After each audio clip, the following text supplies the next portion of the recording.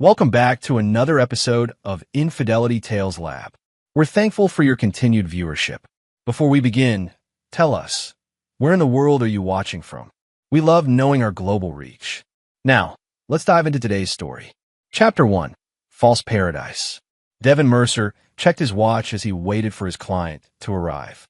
The outdoor cafe offered a perfect view of downtown Philadelphia, a city where he'd built his reputation as one of the most sought-after private security consultants on the East Coast. At 42, Devin carried himself with the controlled confidence that came from 15 years in naval intelligence, followed by 7 running his own security firm. His dark brown hair showed hints of silver at the temples, and the scar that ran along his jawline served as a reminder of lessons learned in Damascus years ago. "Mr. Hughes is here," the hostess announced, gesturing toward a nervous-looking man in an expensive but rumpled suit. Devin stood, his 6'2" frame imposing without effort. "Lawrence, sit. Tell me what's troubling you." Lawrence Hughes slid into the chair, eyes darting around the patio. "Someone's been accessing my research. Materials missing. Files corrupted." Devin nodded, studying the pharmaceutical executive. "And you think it's internal?" "Has to be. The security on our servers is top tier. No system is impenetrable, Lawrence. Not with the right motivation." Devin took a sip of his black coffee. "I'll need full access. Background checks on everyone who's touched your research in the last year." Hughes nodded frantically. "Whatever it takes. This research, it's a breakthrough treatment for early onset Alzheimer's. Worth billions." As they finalized the details, Devin's phone vibrated. A text from his wife, Lydia. "Don't forget, parent-teacher conference at 5. Ms. Braddock says Theo's been distracted lately." Devin felt a momentary pang of guilt. 7-year-old Theo had been having trouble adjusting since they'd moved to the suburbs 6 months ago. Lydia had insisted on the move, citing better schools and a yard for Theo to play in. The timing had seemed odd, the middle of the school year, but she'd been adamant. "I'll have a preliminary assessment by the end of the week," Devin told Hughes, shaking his hand with a grip that communicated confidence. Devin's home office was his sanctuary, a converted sunroom with bulletproof windows and a security system he'd designed himself. The wall-to-wall bookshelves contained volumes on cryptography, cybersecurity, and Cold War espionage alongside framed photos.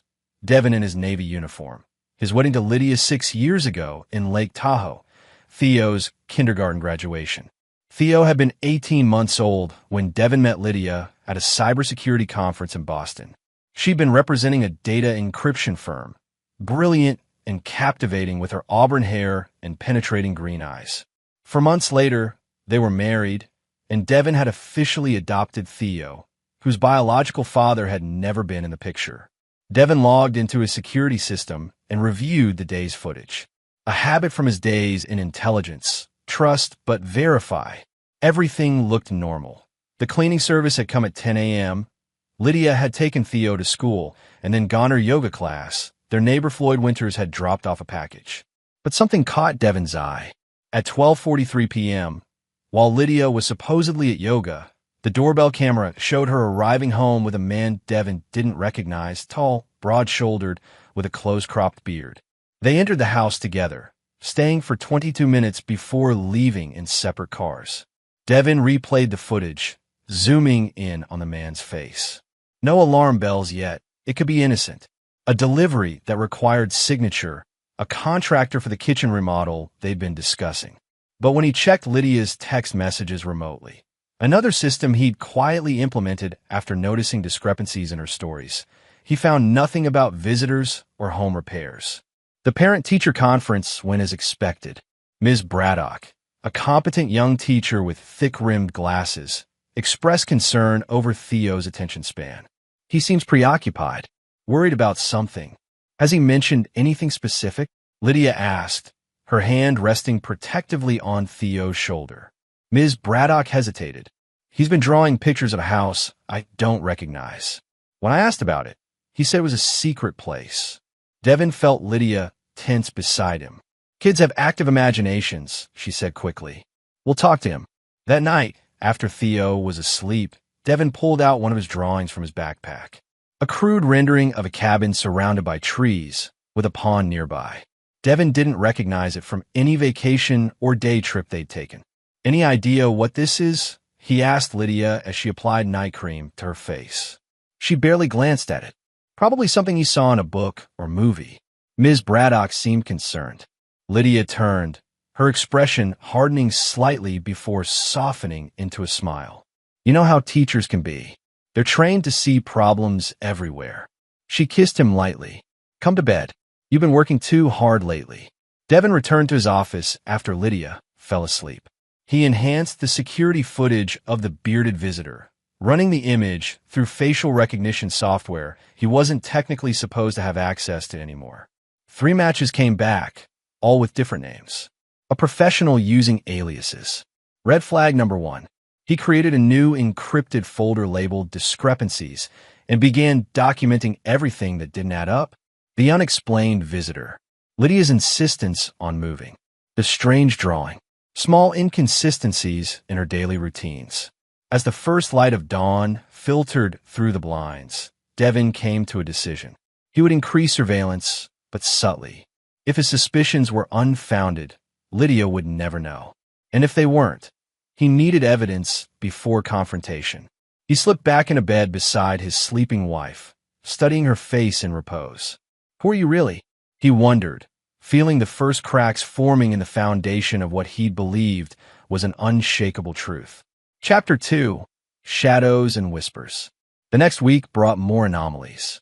Twice, Lydia took Theo to playdates at homes Devin couldn't locate in any school directory.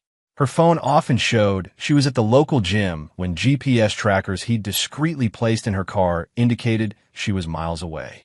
And the bearded man, identified through multiple databases as probably Nolan Forrest, former private military contractor with a spotty service record, had appeared twice more, once meeting Lydia at a coffee shop 20 miles from their home. Devin maintained his routine, revealing nothing. In his line of work, information was power, and premature confrontation was amateur hour. Instead, he expanded his surveillance network and began teaching Theo subtle safety protocols disguised as games. "If you ever feel scared and I'm not there, what do you do?"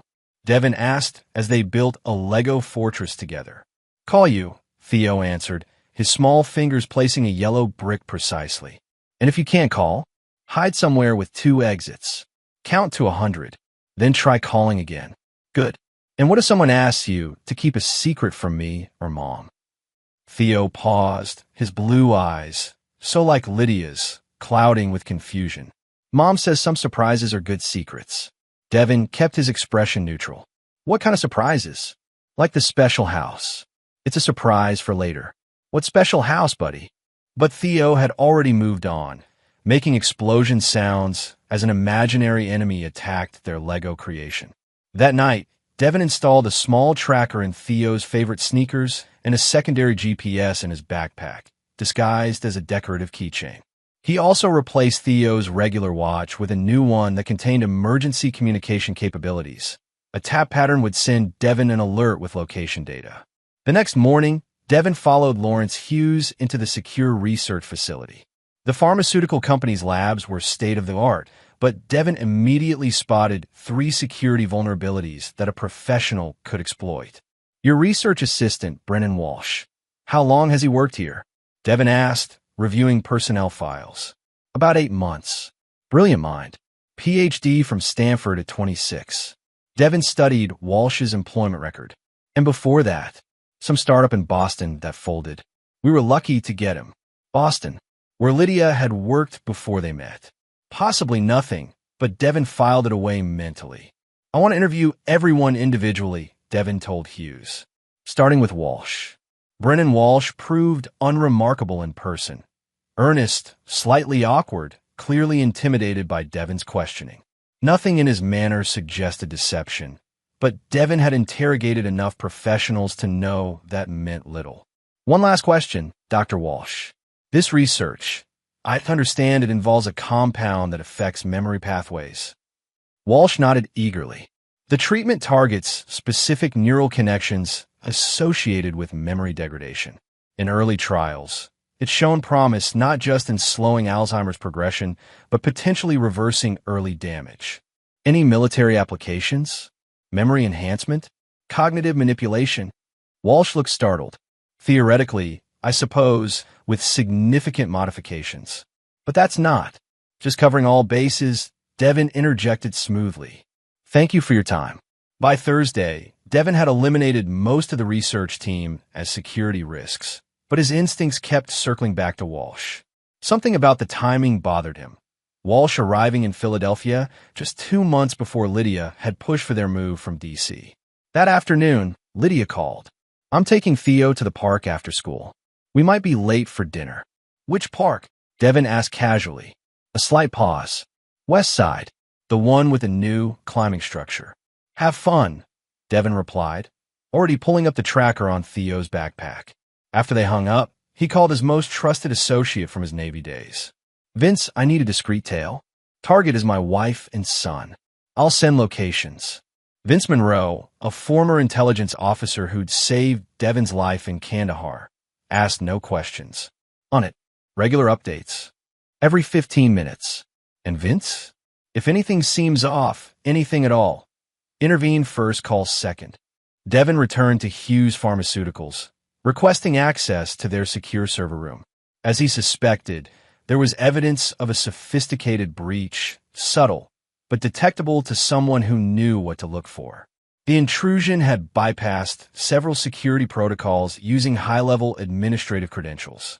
His phone buzzed with a text from Vince. Target not at West Side Park. Tracking shows Northridge Road, heading out of city limits. Devin checked the GPS data. They were heading northwest, toward the mountains. Without hesitation, he called Hughes. Family emergency. I'll continue the assessment tomorrow. As Devin followed the tracker's signal in his SUV, Vince maintained a discreet distance behind Lydia's car. They wound through increasingly rural roads until the signal stopped at a location 30 miles outside the city, a wooded area with a small pond. Cabin matches child's drawing, Vince texted, sending a photo taken with a telephoto lens.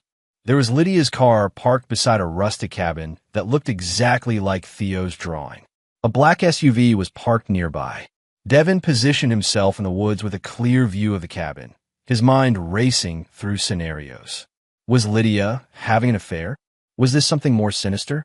The cabin door opened, and Nolan Forrest emerged, followed by another man Devin didn't recognize, and then Lydia, her hand firmly gripping Theo's shoulder. Theo looked uncomfortable, dragging his feet as they walked toward the pond. Devin zoomed in with his binoculars. Lydia's expression was tense, her smile forced as she pointed out something in the water to Theo. Devin circled around to get a closer position, careful to stay concealed. Through an open window, he could hear fragments of conversation. Not what we agreed, Lydia was saying, her voice sharper than Devin had ever heard it. He's just a child. Time's running out, the unknown man replied. Walsh says they're getting close. We need leverage. Use me then, not Theo. Forrest laughed darkly. You're already compromised. The husband suspects something. Devin doesn't suspect anything, Lydia insisted. He trusts me completely. Your husband didn't survive 15 years in naval intelligence by being stupid, the unknown man said. The moment he connects you to Boston. He won't, Lydia interrupted. Those records are buried. Devin retreated silently, processing this new information. Boston. Records. Walsh. The pieces were starting to align, but the complete picture remained elusive. One thing was clear, Theo was in danger, and Lydia was somehow involved. He texted Vince, stay on them. I'm heading back to the city. Need to check something. 3 hours later, Devin sat in his home office, scrolling through documents he'd requested from contacts still active in intelligence. Lydia Bennett, her maiden name, had indeed worked for a Boston data security firm, but before that, there was a 2-year gap in her employment history. A gap that coincided with a classified operation involving memory-enhancing compounds developed by a defense contractor. The same contractor that had mysteriously lost its funding just as Hughes Pharmaceuticals began its breakthrough Alzheimer's research. Devin's phone rang. Vince. They're heading back to the city. Taking a different route, but destination appears to be your home. Understood. Stand down for now. Devin cleared his research, reset the security cameras to erase any evidence of his early return, and positioned himself in the kitchen, preparing dinner as if nothing had happened. When Lydia and Theo arrived, he greeted them with practiced normalcy. "How was the park?" "Fun," Theo exclaimed, though his eyes darted nervously to his mother. "Exhausting," Lydia sighed, setting down her purse. Theo made a new friend. They played for hours. "Oh, what's his name?" Devin asked his son directly. Before Theo could answer, Lydia interjected. "Max. His mom's new to the area. We might have them over sometime." That night, after both Lydia and Theo were asleep, Devin sat alone in his darkened office. On his screen was a decoded message from an old Navy contact. Boston operation codenamed Mnemosyne. Experimental compound designed to recover lost memories and enhance retention. Project terminated after ethical concerns. 3 key scientists disappeared. Suspected corporate espionage. Next to this information was Lydia's graduate research paper from MIT. Neurochemical pathways in memory formation and retrieval. Her co-author, Dr. Brennan Walsh. The pieces were falling into place, forming a picture Devin could barely comprehend. His wife, the woman he'd trusted with his heart and his son, was part of something that now threatened them both. He closed his eyes, letting the rage wash through him, acknowledging it, then setting it aside. Emotion was a liability now. He needed clarity, strategy. He opened a new document and began planning methodically and thoroughly, as he'd been trained to do. By dawn, Devin Mercer had mapped out 3 possible scenarios and corresponding responses. In each one, 2 priorities remained constant: Theo's safety and accountability for those involved.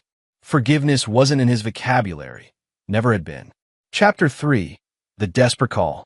4 days later, Devin sat across from Lawrence Hughes in a secure meeting room at the pharmaceutical company. "Your security has been compromised by someone with intimate knowledge of your systems," Devin explained, sliding a folder across the table. "Dr. Walsh has been extracting research data and transmitting it to an outside party." Hughes paled. "Are you certain?" "He's been instrumental in our breakthroughs. I don't make accusations without evidence." Devin opened the folder, displaying surveillance photos, network logs, and decoded communications. "He's working with these individuals." He placed photos of Nolan Forrest and the unknown man from the cabin on the table. "What do they want with our research?" "That's what concerns me." Devin leaned forward. "Your Alzheimer's treatment could be modified for other purposes: memory enhancement, cognitive manipulation, even targeted memory erasure. Military applications worth far more than a medical treatment." "God," Hughes whispered. "What do we do?" "Nothing yet. We're going to set a trap." Devin outlined his plan, allowing Walsh to believe he'd successfully extracted the final components of the research while actually feeding him modified data.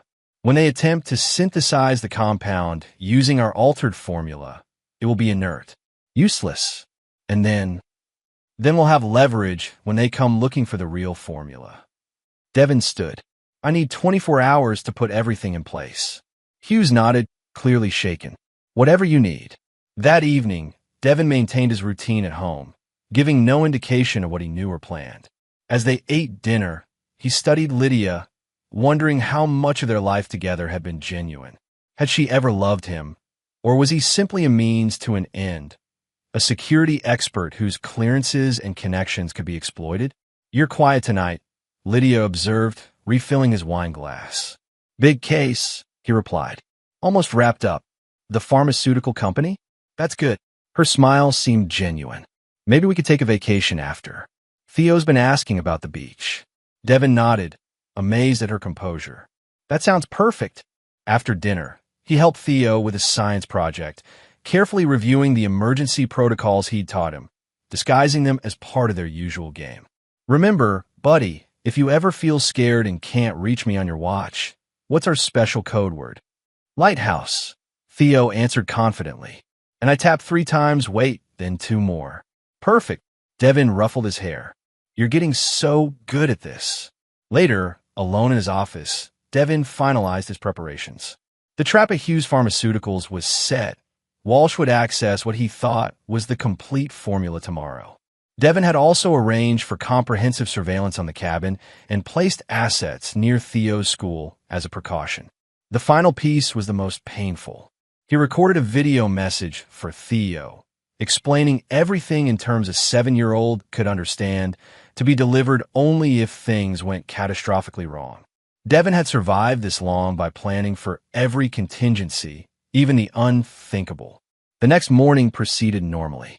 Devin kissed Lydia goodbye, gave Theo an extra-long hug, and headed to Hughes Pharmaceuticals. By noon, Walsh had taken the bait, accessing and downloading the modified research data.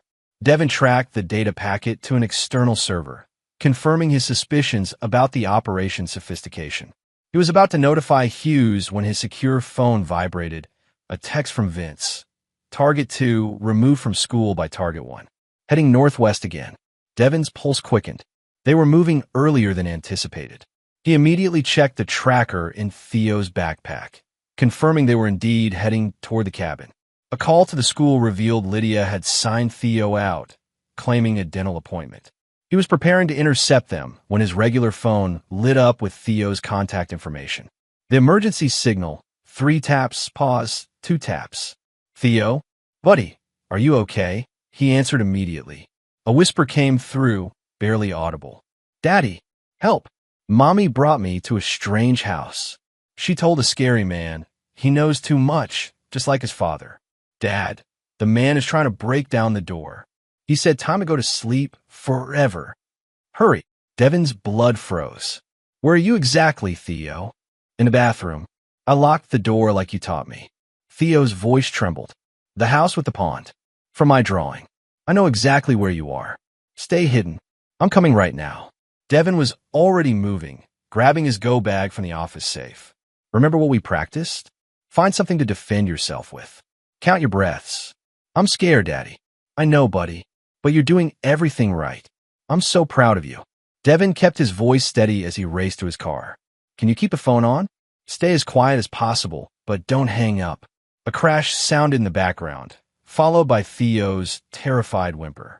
Theo, Devin called, his heart pounding. Theo. The line went dead. Devin gunned the engine, weaving through traffic as he activated his entire network. Vince was already en route to the cabin. 2 other former operatives were standing by. Law enforcement would take too long and ask too many questions. This would be handled his way. As he sped toward the mountains, Devin's mind was crystalline in its focus. The confusion and betrayal had burned away, leaving only cold, calculated fury. Lydia, Forrest, Walsh, and whoever else was involved. They had made a critical error in threatening his son. Devin Mercer had made a name for himself in naval intelligence, not for his technical skills, though those were exceptional, but for his uncompromising response to threats. Colleagues had nicknamed him the Consequence because when he was done, enemies understood exactly what it meant to cross certain lines. Now, as the cabin came into view, that part of him, the part he'd tried to bury in suburban domesticity, resurfaced with merciless clarity. Whoever had threatened his son would learn what real fear felt like. And Lydia, his wife, his betrayer, would understand that some sins couldn't be forgiven. The GPS showed Theo's watch was still in the cabin, still working, still transmitting, still alive. Devin parked a quarter-mile away and moved through the woods with the silent efficiency of a predator. Through his scope, he counted 4 individuals. Lydia on the porch, looking agitated. Forrest and the unknown man outside the bathroom door, attempting to break it down. And a 4th person, Walsh, pacing nervously by the window. His comms unit crackled. Vince's voice, in position south of the cabin. 2 more hostiles in the perimeter. Armed. Neutralize them, Devin ordered quietly. No sound. Copy that. Devin circled to the east side of the cabin, where a window would give him access to the hallway leading to the bathroom. As he prepared to make his move, he heard Lydia's voice, raised in what sounded like genuine panic. Stop. This wasn't the plan. You promised he wouldn't be harmed. Plans change, the unknown man replied coldly. The kid's seen our faces. Heard too much. I won't let you hurt my son. Lydia moved toward the bathroom door, positioning herself between the men and the door. The unknown man gestured to Forrest, who grabbed Lydia roughly by the arm. Your maternal instincts are touching, but a little late, he sneered. You made your choice in Boston. Now move aside. In that moment, Devin made his decision. Whatever Lydia's original intentions, she was trying to protect Theo now. That bought her seconds, not forgiveness. His comms unit signaled again, 2 clicks. Vince had neutralized the perimeter guards. It was time. Chapter 4. Blood and Leverage. Devin moved with practiced precision, silent as he breached the east window. A flashbang grenade rolled down the hallway, detonating with disorienting brilliance as he entered, tactical goggles protecting his vision. In the ensuing chaos, he located Theo's bathroom door and placed himself between it and the threats. Nolan Forrest recovered first, reaching for his weapon. Devin's response was immediate and brutal. 3 rapid strikes that left the man unconscious, his gun now in Devin's possession. The unknown man lunged forward, but Vince appeared from the front entrance, weapon trained on his chest. Don't, Vince warned, his voice flat. Walsh cowered in the corner, hands raised. I'm not armed. This wasn't my idea. Lydia stood frozen, eyes wide with shock. Devin, ignoring her, Devin spoke quietly to the bathroom door. Theo, it's Dad. You're safe now. Open the door, buddy. The lock clicked, and Theo burst out, throwing himself into his father's arms. Devin held him tight, checking quickly for injuries before positioning him behind his body. Vince, get Theo to the car, Devin ordered, his eyes never leaving the 3 conscious captives. Standard evasion protocols. I'll meet you at the fallback location. As Vince escorted a trembling Theo from the cabin, Devin finally turned his full attention to Lydia. Start talking. You have 30 seconds before I decide you're not worth keeping alive. The unknown man laughed, despite the gravity of his situation. Your wife's been playing you from the beginning, Mercer. She was one of our best operatives. The marriage, the devoted mother act, all a cover to access your intelligence contacts. Devin, that's not true, Lydia pleaded. Not entirely. Yes, it started as an assignment, but 20 seconds, Devin interrupted, his voice devoid of emotion. We were developing a memory compound in Boston, she rushed on. Military applications. But there were side effects, dangerous ones. I wanted to destroy the research. They wanted to weaponize it. So you stole it, Devin concluded. And they've been hunting you ever since. The unknown man sneered. Until she made a deal. Your security expertise for her freedom. Walsh here would recreate the formula under Hughes Pharmaceuticals' legitimate research. She'd help extract it using your system's knowledge. 10 seconds. Lydia's composure cracked. I was trying to protect Theo. They threatened him when I wanted out. Said they'd take him if I didn't cooperate. Today was supposed to be the final handoff, but Elias changed the terms. She gestured to the unknown man. He ordered Theo eliminated as a liability. Devin's expression remained impassive as he processed her words. The tactical part of his mind noted that the third man, now identified as Elias, was the operation leader. The husband in him registered Lydia's betrayal with a pain that was quickly transmuted into cold resolve. Here's what happens next, Devin said quietly. You 3 are coming with me. You're going to tell me everything. Who you work for, what they want with the formula, and every person involved in threatening my son. Or what? Elias challenged. Devin smiled thinly. Or I'll demonstrate exactly why certain people in certain agencies still have nightmares about operations I ran in Damascus. He secured all 3 with zip ties, placed hoods over their heads, and marched them to a second vehicle hidden nearby. After ensuring they couldn't see their route, he drove to an abandoned warehouse he'd prepared as a contingency. Inside, concrete walls and distance from any other structures ensured privacy. Devin positioned his captives in separate areas, removing Elias's hood first. Let's begin with you, Devin said, setting up recording equipment. Brennan Walsh developed a compound that could enhance memory retention.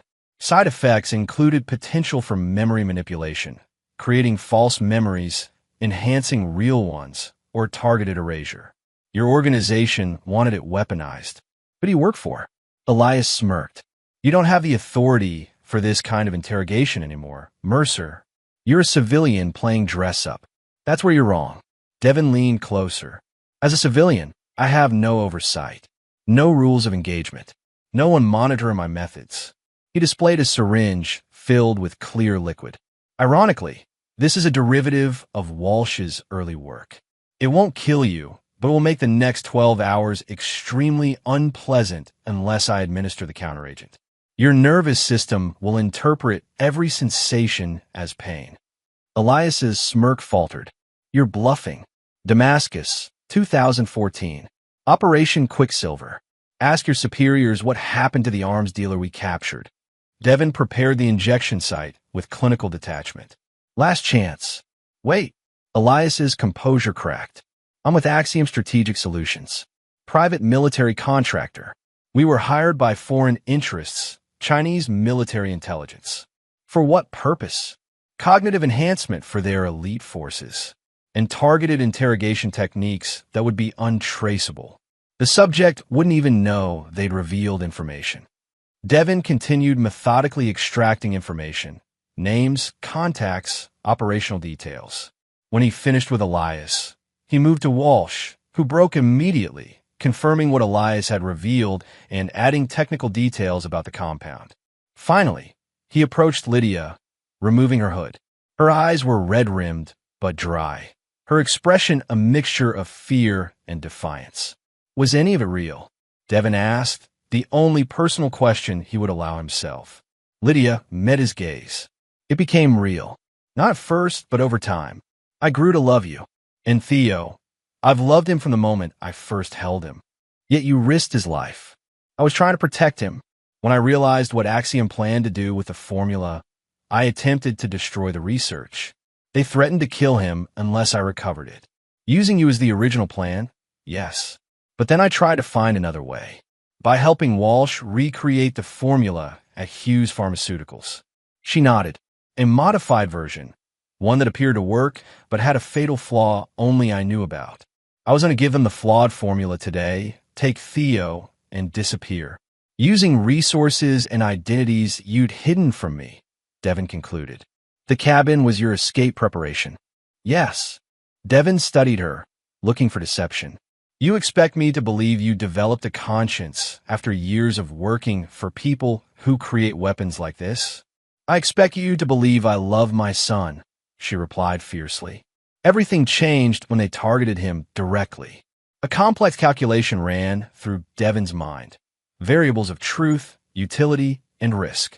Finally, he made his decision. Here's what happens now. You're going to help me dismantle Axiom's entire operation. Every contact, every safe house, every financial channel. In exchange, I don't turn you over to my former colleagues at Naval Intelligence, who would be very interested in your activities in Boston.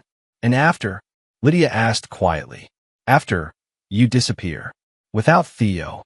His voice hardened. You lost the right to be his mother the moment you put him in danger.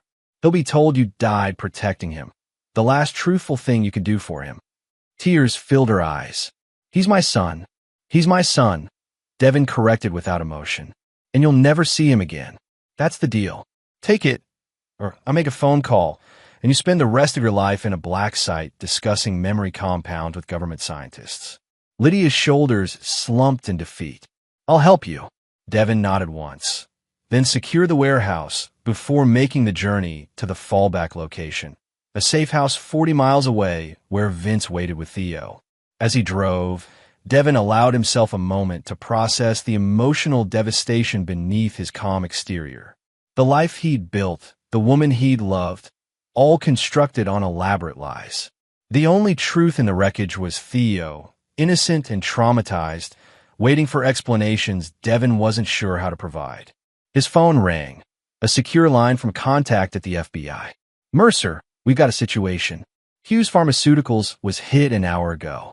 Armed team, professional job. They took the backup servers and research samples. Axiom's contingency plan, Devin realized aloud. They had a second team in place if the handoff failed. Axiom? The contractor? Mercer, what the hell are you involved in? I'll brief you in person. Secure channel only. And I'm bringing in 3 assets who need federal protection. Assets or prisoners? Both, Devin replied grimly. Have a medical team ready. One of them isn't in great shape. He ended the call, recalculating. With Axiom's second team in play, they would soon realize their leadership had been compromised. The window for dismantling their operation was shrinking. At the safe house, Theo ran to him the moment he entered. Devin held him tightly, the boy's small body trembling against his chest. "Where's Mom?" Theo asked, his voice muffled against Devin's shoulder. Devin met Vince's eyes over Theo's head, a silent communication between men who'd faced impossible choices before. "Your mom is helping us stop the bad people," Devin answered carefully. "She's being very brave. She tried to keep the scary man away from the door," Theo said. She yelled at him.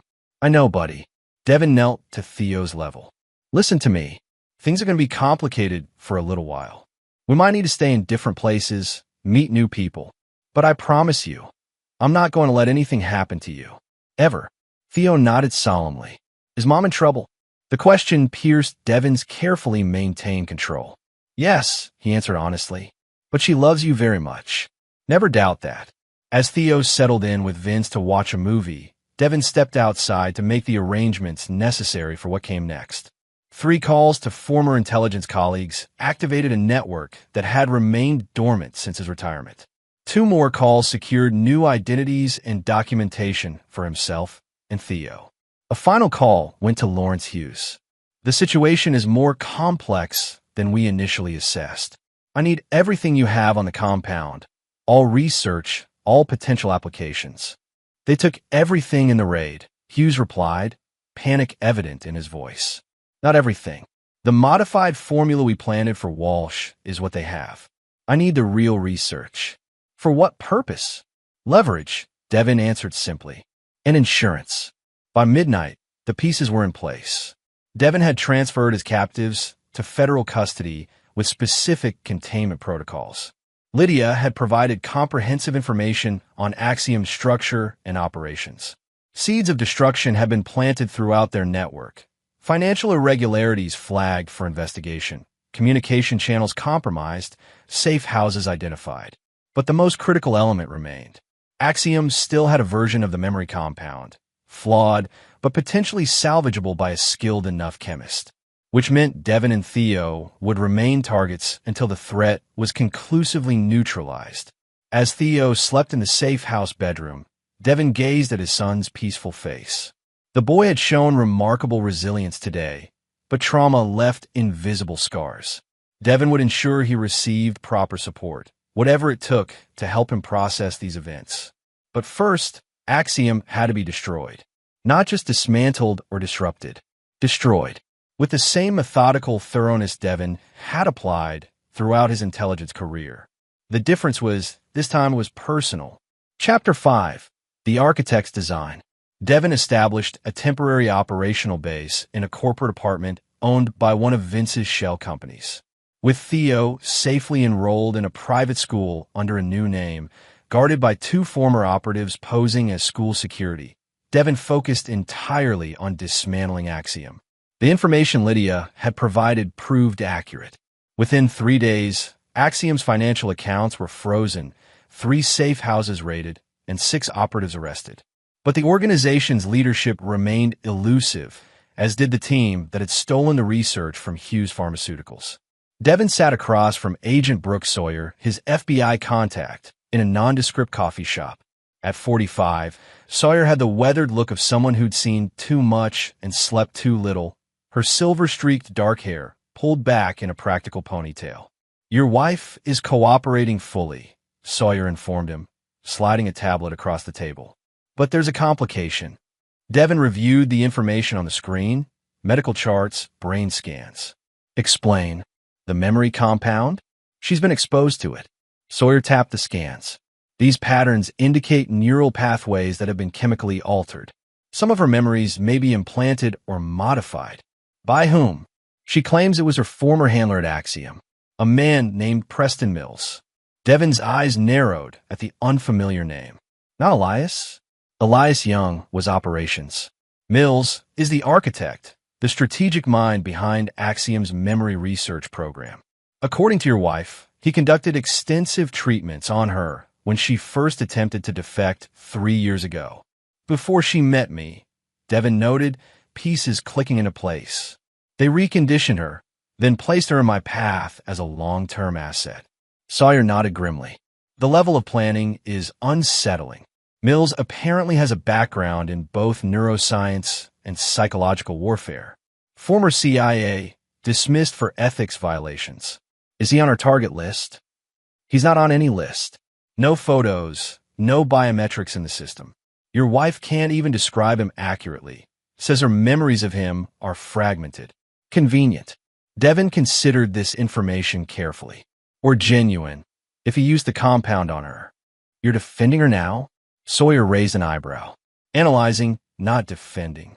Devin closed the tablet. We need to locate Mills. He's the key to all of this. We're working every angle. But Axiom's communications are sophisticated. Quantum encryption, rotating protocols. And they've gone dark since the initial raids. Devin leaned back, his mind racing through strategic calculations. They need a new lab to process the research they stole. Specialized equipment, controlled environment. Cross-reference property acquisitions with purchases of laboratory equipment. Focus on remote locations with good power infrastructure. Already in progress, Sawyer confirmed. But Devin, she hesitated, choosing her words carefully. How are you handling all this? Personally, he met her gaze steadily. I'm focused on neutralizing the threat to my son. And after doesn't exist until Theo is safe. Sawyer sighed. The Bureau can only provide so much cover for your methods. The 3 suspects you handed overshowed signs of intense interrogation. Elias Young required medical attention. He's alive, Devin replied without remorse. Which is more than he planned for my 7-year-old son. Their conversation was interrupted by Devin's secure phone vibrating with a text from Vince. Package delivered to alternate location. Unexpected complication. Come alone. I need to go, Devin told Sawyer, already standing. Continue the property search and increase security on Lydia's holding location. If Mills is as good as you say, he'll try to eliminate her as a liability. The alternate location was a decommissioned radio station outside the city, one of several fallback positions Devin had established. As he approached with caution, weapon ready, Vince emerged from the main building. Clear, Vince assured him, but you need to see this. Inside, sitting calmly at a dusty console table, was Brennan Walsh. His appearance had changed, hair dyed black, glasses replaced with contacts, but his nervous energy remained unmistakable. He turned himself in, Vince explained, walked into the coffee shop across from the apartment, and asked for you by name. Devin's weapon remained trained on Walsh. Explanation. Now, Walsh raised his hands. I escaped during transport to the federal facility. Axiom has people inside the FBI. They were going to redirect me to Mills. Convenient story. Why come to me instead of running? Because I know what they're planning to do with the compound, and it's worse than we thought. Walsh's voice shook slightly. Mills doesn't just want to enhance soldiers or conduct untraceable interrogations. He's perfected a mass delivery system, airborne, water supply compatible. Entire populations could be affected. Affected how? Targeted memory alteration on a civilian scale. Political compliance, modified perception of events, elimination of resistance thought patterns. Walsh leaned forward. It's not just a weapon. It's a tool for reshaping reality itself. Devin maintained his skepticism. Proof. Walsh hesitantly removed a flash drive from his shoe. Complete technical specifications and the location of their new lab facility. They're accelerating production based on what they stole from Hughes. Vince took the drive, connecting it to a secure, isolated laptop. After several minutes of review, he nodded to Devin. Looks legitimate. Laboratory schematics, chemical formulas, deployment models, and an address, abandoned mining research facility in the mountains. Satellite imagery confirms recent activity. Devin finally lowered his weapon, though his suspicion remained. Why betray them? Walsh's expression hardened unexpectedly. My sister was an early test subject. volunteered, believing it was memory enhancement for Alzheimer's patients. Now she doesn't recognize her own children, thinks she's someone else entirely. His voice broke. I helped create this nightmare. I want to end it. Devin studied him, weighing the risk of trust against the value of the information. If this is accurate, we move tonight. If it's a trap, you'll be the first casualty. It's accurate, Walsh insisted. And there's something else you should know. About your wife. Ex-wife, Devin corrected coldly. Whatever you want to call her. Lydia wasn't just any operative. She was Mill's most successful subject, his prototype for the perfect deep cover agent. Loyal, committed, and completely unaware of her true programming. Devin's expression remained impassive, though something twisted painfully inside him. Explain. The memory treatments work in layers. Surface consciousness, accessible memory, deep programming. Lydia genuinely believed she was trying to protect your son, but under specific trigger conditions, her deeper programming would activate. What triggers? I don't know all of them, but one was proximity to the completed formula. If she had gotten her hands on it, Walsh shook his head. She would have reverted to her base programming and delivered it directly to Mills, eliminating anyone who stood in her way. Even Theo. The revelation settled over Devin like ice. If true, it meant Lydia was as much victim as perpetrator, her betrayal orchestrated at a level deeper than conscious choice. But it changed nothing about the threat she posed. Vince, verify everything on that drive. I want satellite imagery, power consumption records, supply deliveries. Confirm the facility is operational. Devin turned back to Walsh. You're staying here under guard until we verify your information. There's no time, Walsh protested. They'll have synthesized the first batch within days. Then your information better check out. Devin headed for the door, pausing briefly. One last question.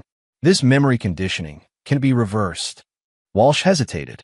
Theoretically, with the original compound and precise knowledge of how the conditioning was structured. But no one has successfully attempted deprogramming yet. Theoretically is enough, Devin replied, his mind already formulating a plan that extended beyond merely stopping Axiom. By evening, Walsh's information had been verified. The abandoned mining research facility showed all the markers of an active laboratory operation. Increased power consumption, regular supply deliveries, enhanced security measures. Thermal imaging revealed approximately 20 individuals on site. Devin convened a strategic meeting with Vince and two other former operatives he trusted implicitly. Satellite imagery and facility schematics covered the walls of their temporary command center. Primary objective is seizure of all research materials and compound samples, Devin explained, indicating key points on the facility layout. Secondary objective is capture of Preston Mills, identification verified through Walsh. And if capture isn't possible, asked Nadia Reisner, a former Mossad operative who specialized in extraction missions. Then Mills doesn't leave the facility, Devin replied without hesitation. Under no circumstances can he be allowed to escape with knowledge of the compound formulation. Victor Lang, the fourth member of their team and a former Delta Force operator, studied the approach vectors. Security looks professional but not excessive. They're relying more on isolation than manpower. Overconfidence, Vince noted. They don't know we've identified them. We use that, Devin decided. Standard infiltration protocol. Victor and Nadia take the perimeter guards. Vince manages communications and surveillance override. I'll lead the interior team. Interior team? Nadia questioned. The schematic suggests at least 12 hostiles inside. I'm bringing Walsh, Devin revealed. He can identify critical research components and, more importantly, recognize Mills. That's a significant risk, Victor cautioned. Walsh's loyalty is questionable at best, which is why he'll be wearing this. Devin held up a small device resembling a medical patch. Remote-activated sedative delivery system. One wrong move, he's unconscious. One sign of betrayal, the dosage increases. The planning continued into the night. Each contingency meticulously addressed. By dawn, they were prepared for the operation scheduled to begin at sunset. The optimal window, based on shift changes observed in the facility's security patterns. Before leaving, Devin made a secure video call to Theo, who was settling into his temporary school environment with remarkable adaptability. "Hey, buddy, how's the new school?" he asked, manufacturing a casual tone. "It's okay. My teacher, Ms. Alton, lets me feed the class hamster." Theo's face brightened momentarily before falling. "When can I see Mom?" The question pierced Devin with fresh pain. "Soon," he lied gently. "She's still helping sort things out." "Is she in trouble because of me? Because I called you from the bathroom?" "No, Theo. Never think that." Devin leaned closer to the camera. "You did exactly the right thing. You were brave and smart, just like we practiced." Theo nodded solemnly. "Ms. Alton says I'm very brave. But sometimes at night, I get scared and remember the scary man." "That's normal," Devin assured him. "Even grown-ups get scared when bad things happen. But you know what? Those men can't hurt you anymore. I made sure of that." "Did you hurt them?" Theo asked with a child's directness. Devin considered his answer carefully. "I stopped them from hurting anyone else. Sometimes that's what brave people have to do." After ending the call, Devin sat quietly for several minutes, center himself for what was coming. Tonight would determine not just Axiom's fate, but his and Theo's future. There would be no second chances, no margin for error. As the sun began to set, Devin gathered his team for final preparations. Equipment checked, communications tested, roles confirmed. Walsh, nervous but resigned, submitted to the sedative patch and lightweight body armor. "Remember," Devin told them all, "this isn't just about stopping a weapons program. This is about making sure my son never has to look over his shoulder again." They moved out in 2 unmarked vehicles, taking separate routes to avoid detection. As mountain roads gave way to Forest Service tracks, Devin felt the familiar clarity of purpose that had defined his years in intelligence work. The personal betrayal, the emotional devastation, all of it channeled into cold, precise focus. 3 kilometers from the facility, they continued on foot, moving silently through the dense forest. Ahead, the converted mining research building glowed with security lighting, its perimeter marked by motion sensors and cameras that Victor systematically disabled as they advanced. Nadia disappeared into the shadows to eliminate the 2 guards patrolling the north section. Victor positioned himself with a clear line of sight to the main entrance. Vince established their communications hub in a concealed position, tapping into the facility's security feed. All systems accessed, Vince confirmed via their encrypted comms. "Cameras looping pre-recorded footage now. You have approximately 20 minutes before they'll detect the intrusion." Devin checked his weapon, then turned to Walsh. "Last chance to prove your story." Walsh swallowed nervously. "I want to make this right. For my sister. For your son. Then let's move." They approached the service entrance, where Walsh entered the security code. The door clicked open, admitting them to the heart of Axiom's operation, and one step closer to ensuring Theo's safety. Chapter 6: Shadows of Deception.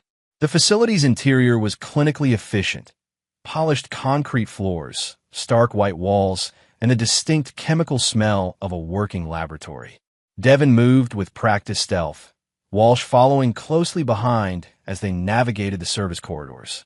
"The main lab will be in the central chamber," Walsh whispered. "Former mining test area. High ceilings, good ventilation." Devin nodded, consulting the facility schematic displayed on his tactical wristband. "Security office first. We need to ensure Vince maintains system control." They encountered their first obstacle at a junction. 2 guards in private military attire, armed with submachine guns. Devin signaled Walsh to stay back, then moved with devastating efficiency.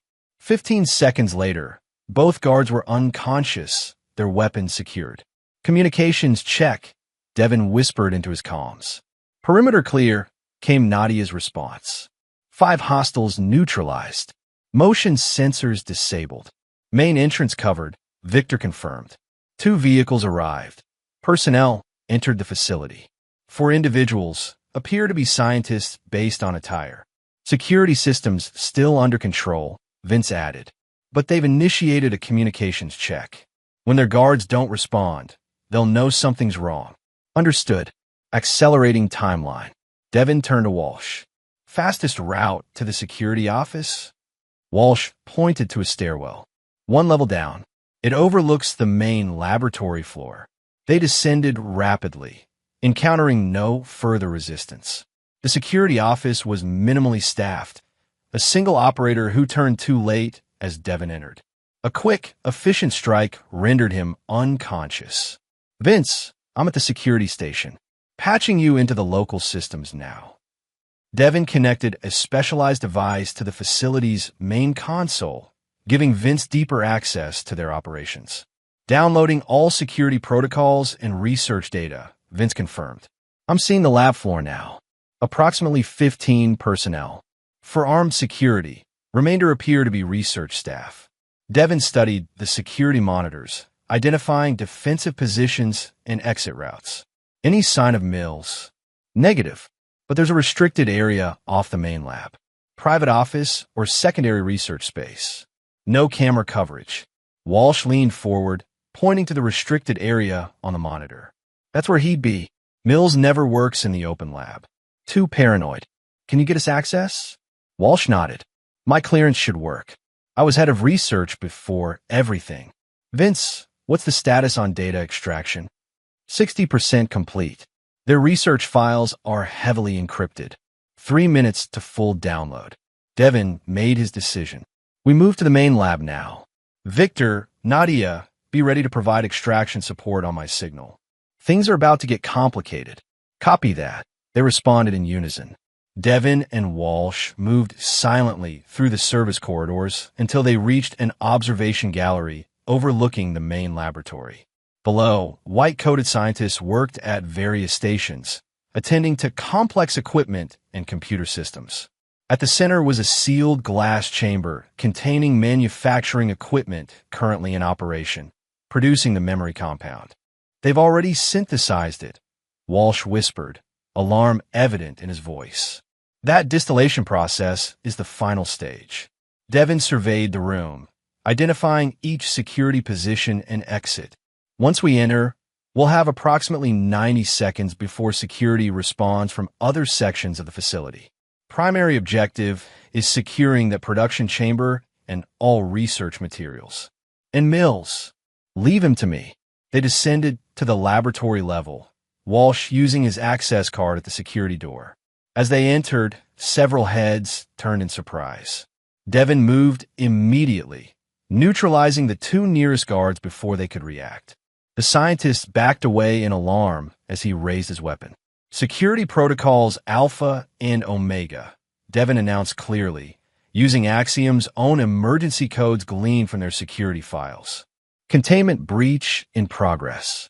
All personnel evacuate to designated safe zones. The practiced response was immediate, scientists abandoning their stations and moving toward emergency exits. In the confusion, Devin advanced toward the central production chamber while Walsh secured computer terminals. Shutdown procedures initiated, Walsh called out, entering commands at the main control station. Devin, you need to secure those canisters in the sealed chamber. That's the process compound. As Devin moved toward the chamber, an alarm blared throughout the facility. Vince, not me, Vince responded urgently. They've detected the intrusion from an off-site monitoring system. Facility lockdown initiating. You have 3 minutes before security doors seal. Walsh, finish the shutdown. I'm going after Mills. Devin headed toward the restricted area, using the master key card they'd taken from the security office. The door opened to reveal a sophisticated private laboratory connected to a small office. Unlike the stark clinical space of the main lab, this room contained personal touches, books, elaborate scientific models, even framed photographs. But no Mills. Devin scanned the space, taking in details. The computer was still active, showing a command prompt. Emergency protocol activated. Data, purge in progress. Beside it, a small case lay open, 2 cylindrical containers missing from their molded interior. He's gone, Devin realized, checking the office's second exit, recently used based on the hydraulic door's positioning cycle. And he took samples of the compound with him. Devin, Walsh's panicked voice came through the comms. The production chamber, it's been rigged. Temperature rising beyond containment parameters. Devin raced back to the main lab, where Walsh was frantically working the control panel of the sealed production chamber.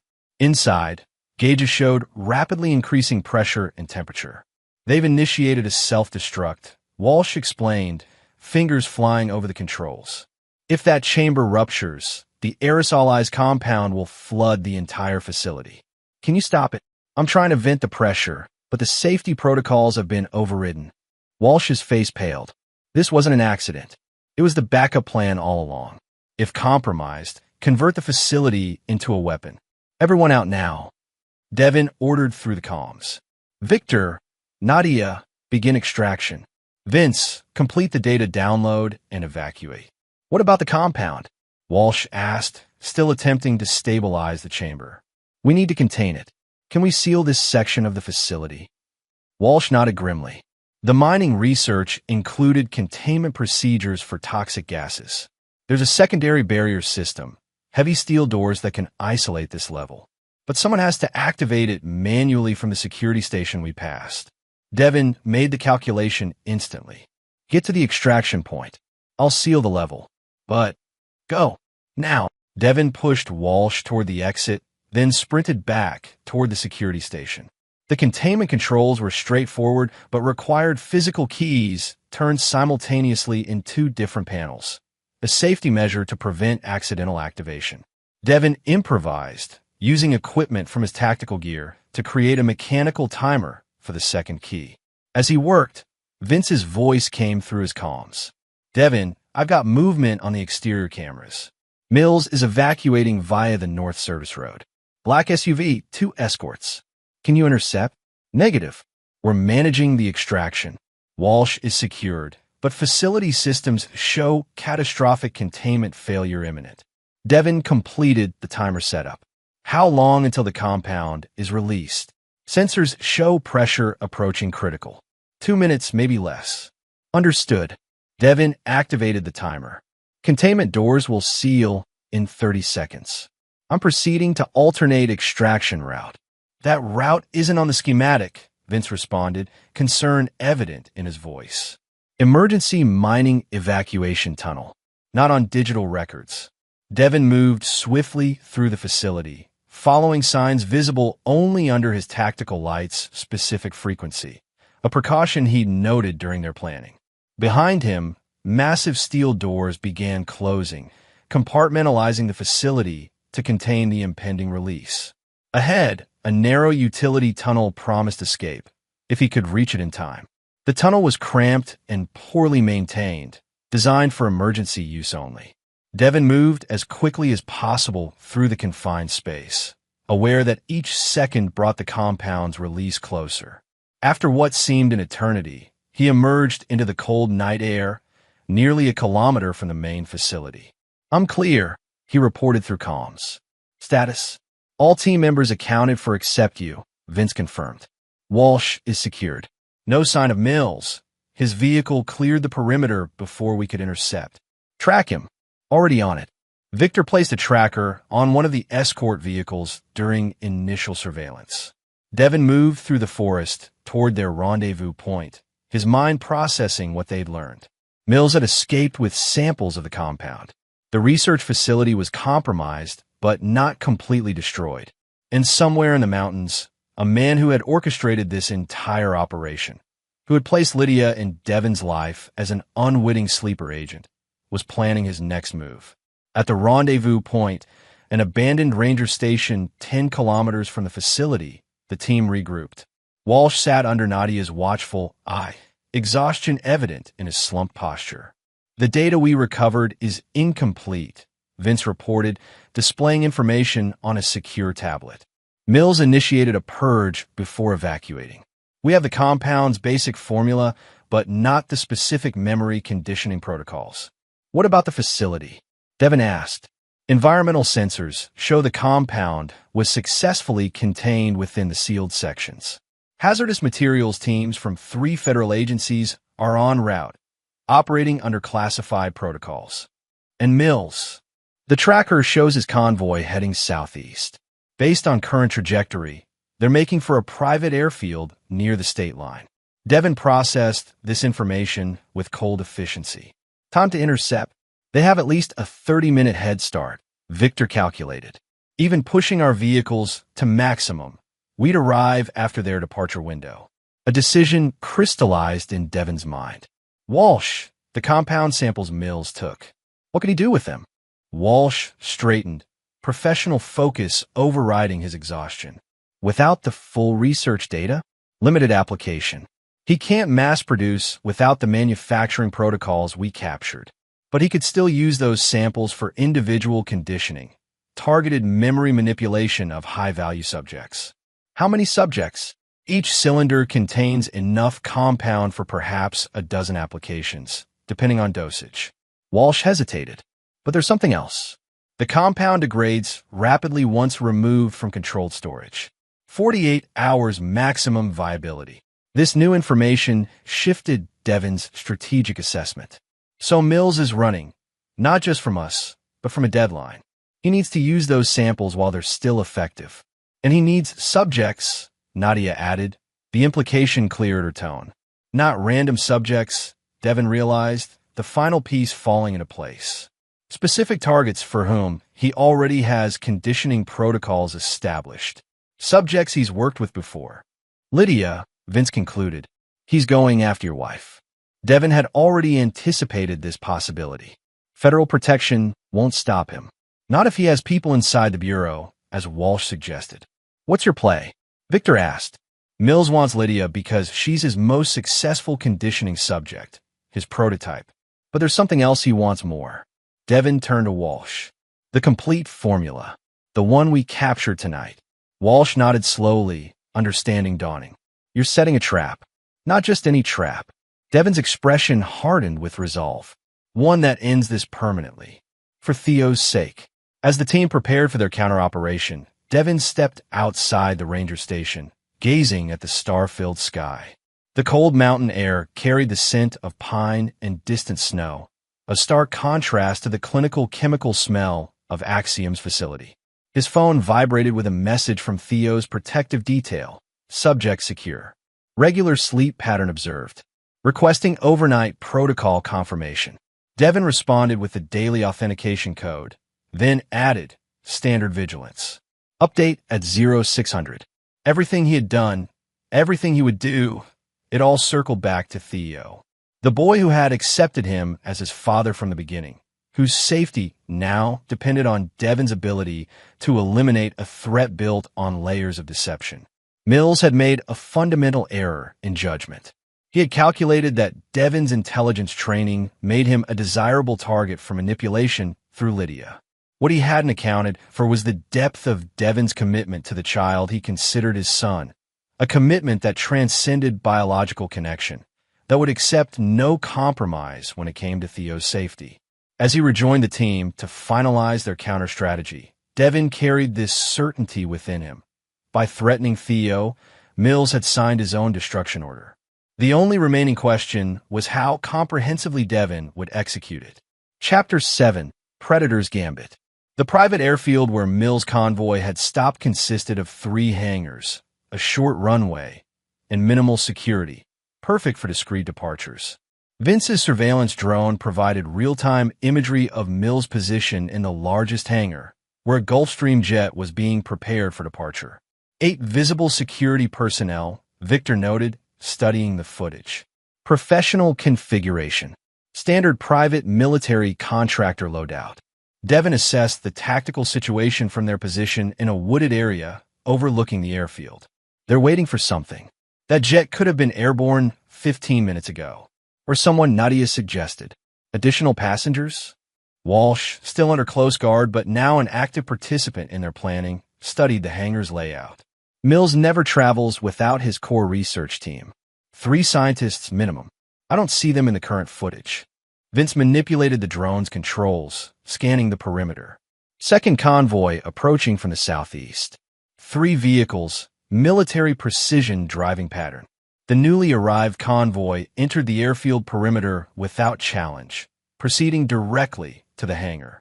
When a vehicle stopped, Devon's suspicions were confirmed. Federal agents emerged, escorting a handcuffed female prisoner. Lydia, Devon confirmed, zooming the surveillance feed on his former wife's face. Mills has assets inside the bureau, just as Walsh warned. How did they extract her from federal custody? Victor wondered aloud. Internal transfer authorization, Devon surmised. Standard protocol for high-value intelligence assets. Someone with sufficient clearance ordered her moved, and these agents intercepted the transport. What now? Nadia asked, weapons ready. Direct intervention? Devon studied the evolving situation with cold precision. No, Mills is expecting resistance. We need to alter his calculation. He turned to Walsh. Call him. Walsh blinked in surprise. What? You have his private number. Call him. Tell him you escaped our operation and have critical information about what we recovered from the facility. Understanding dawned on Walsh's face. You want me to negotiate? Offer the complete formula data in exchange for protection. Make it convincing, Devon instructed, removing the sedative patch from Walsh's neck in a show of trust. He knows you have personal motivation against him because of your sister. Address that directly. Say you've realized revenge won't help her, but the complete formula might allow you to develop a reversal process. Walsh nodded slowly, reaching for the secure satellite phone. He'll want verification that I have the data. Tell him you planted a secondary copying program before the facility was compromised, one that transmitted to your private server. As Walsh made the call, Devon continued monitoring the situation at the hangar. Lydia had been taken inside, her expression betraying no emotion beyond mild confusion. The perfect mask of a deep-cover operative unaware of her own programming. Dr. Mills, Walsh began when the call connected, his voice conveying just the right blend of desperation and calculated determination. It's Walsh. I got away during the raid. Mercer's team didn't realize I had contingencies in place. The conversation proceeded exactly as Devon had anticipated. Mills was suspicious but interested, especially when Walsh mentioned specific technical details of the formula that only a core researcher would know. After several minutes of negotiation, a new plan emerged. Mills would delay his departure by 3 hours. Walsh would meet an extraction team at a designated location with the formula data. He's sending 2 men to meet me at a gas station 20 kilometers from here, Walsh reported after ending the call. They'll authenticate the data before bringing me to Mills. Did he mention what he plans for Lydia? Devon asked. Walsh nodded grimly. Conditioning reinforcement using the samples he escaped with. He said the original programming had become corrupted and needed reset before their departure. This confirmed Devon's assessment. Mills wasn't merely escaping with his research. He was actively continuing his operation. And Lydia was both his subject and his insurance policy against Devon's intervention. We have 3 hours to implement our counter-strategy, Devon announced to the team. Vince, continue surveillance on the airfield. Victor and Nadia, you'll intercept the extraction team sent for Walsh. We need their credentials and communications. And you? Vince asked. I'm going to prepare a special delivery for Dr. Mills. Devon turned to Walsh. I need everything you know about how the memory compound is administered. Walsh provided detailed information, administration methods, dosages, onset timing, observable effects. With this knowledge, Devon began assembling components from their tactical equipment, creating something that appeared to be a standard data transfer device, but contained a carefully concealed secondary function. Victor and Nadia departed for their interception mission, leaving Devon, Vince, and Walsh at their forest observation post. As Devon worked, Vince continued monitoring the airfield. Movement inside the hangar, Vince reported. They're setting up what appears to be medical equipment. Infusion pumps, monitoring systems. Walsh studied the footage. Standard conditioning setup. The compound is administered via controlled foredrip, while specific memory triggers are presented to the subject. What kind of triggers? Devon asked, not pausing in his work. Visual, auditory, sometimes olfactory. Depends on the conditioning protocol. For deep cover operatives like your wife, typically photographs, voice recordings, specific phrases. Devon processed this information, incorporating it into his evolving plan. And Mills personally oversees the procedure. Always. He considers it an art form as much as science. He monitors neural responses and adjusts the conditioning in real time. This was the vulnerability Devin had been looking for. To adjust the conditioning, Mills would need to be in close proximity to the administration system. Victor's voice came through their comms. Extraction team intercepted. 2 operatives, non-lethal resolution. Credentials and communications secured. Good, Devin responded. Proceed with Phase 2. While the team executed their assigned tasks, Devin completed his special device, outwardly a secure data transfer unit, internally modified to serve a very different purpose. When finished, he handed it to Walsh. You understand what this will do?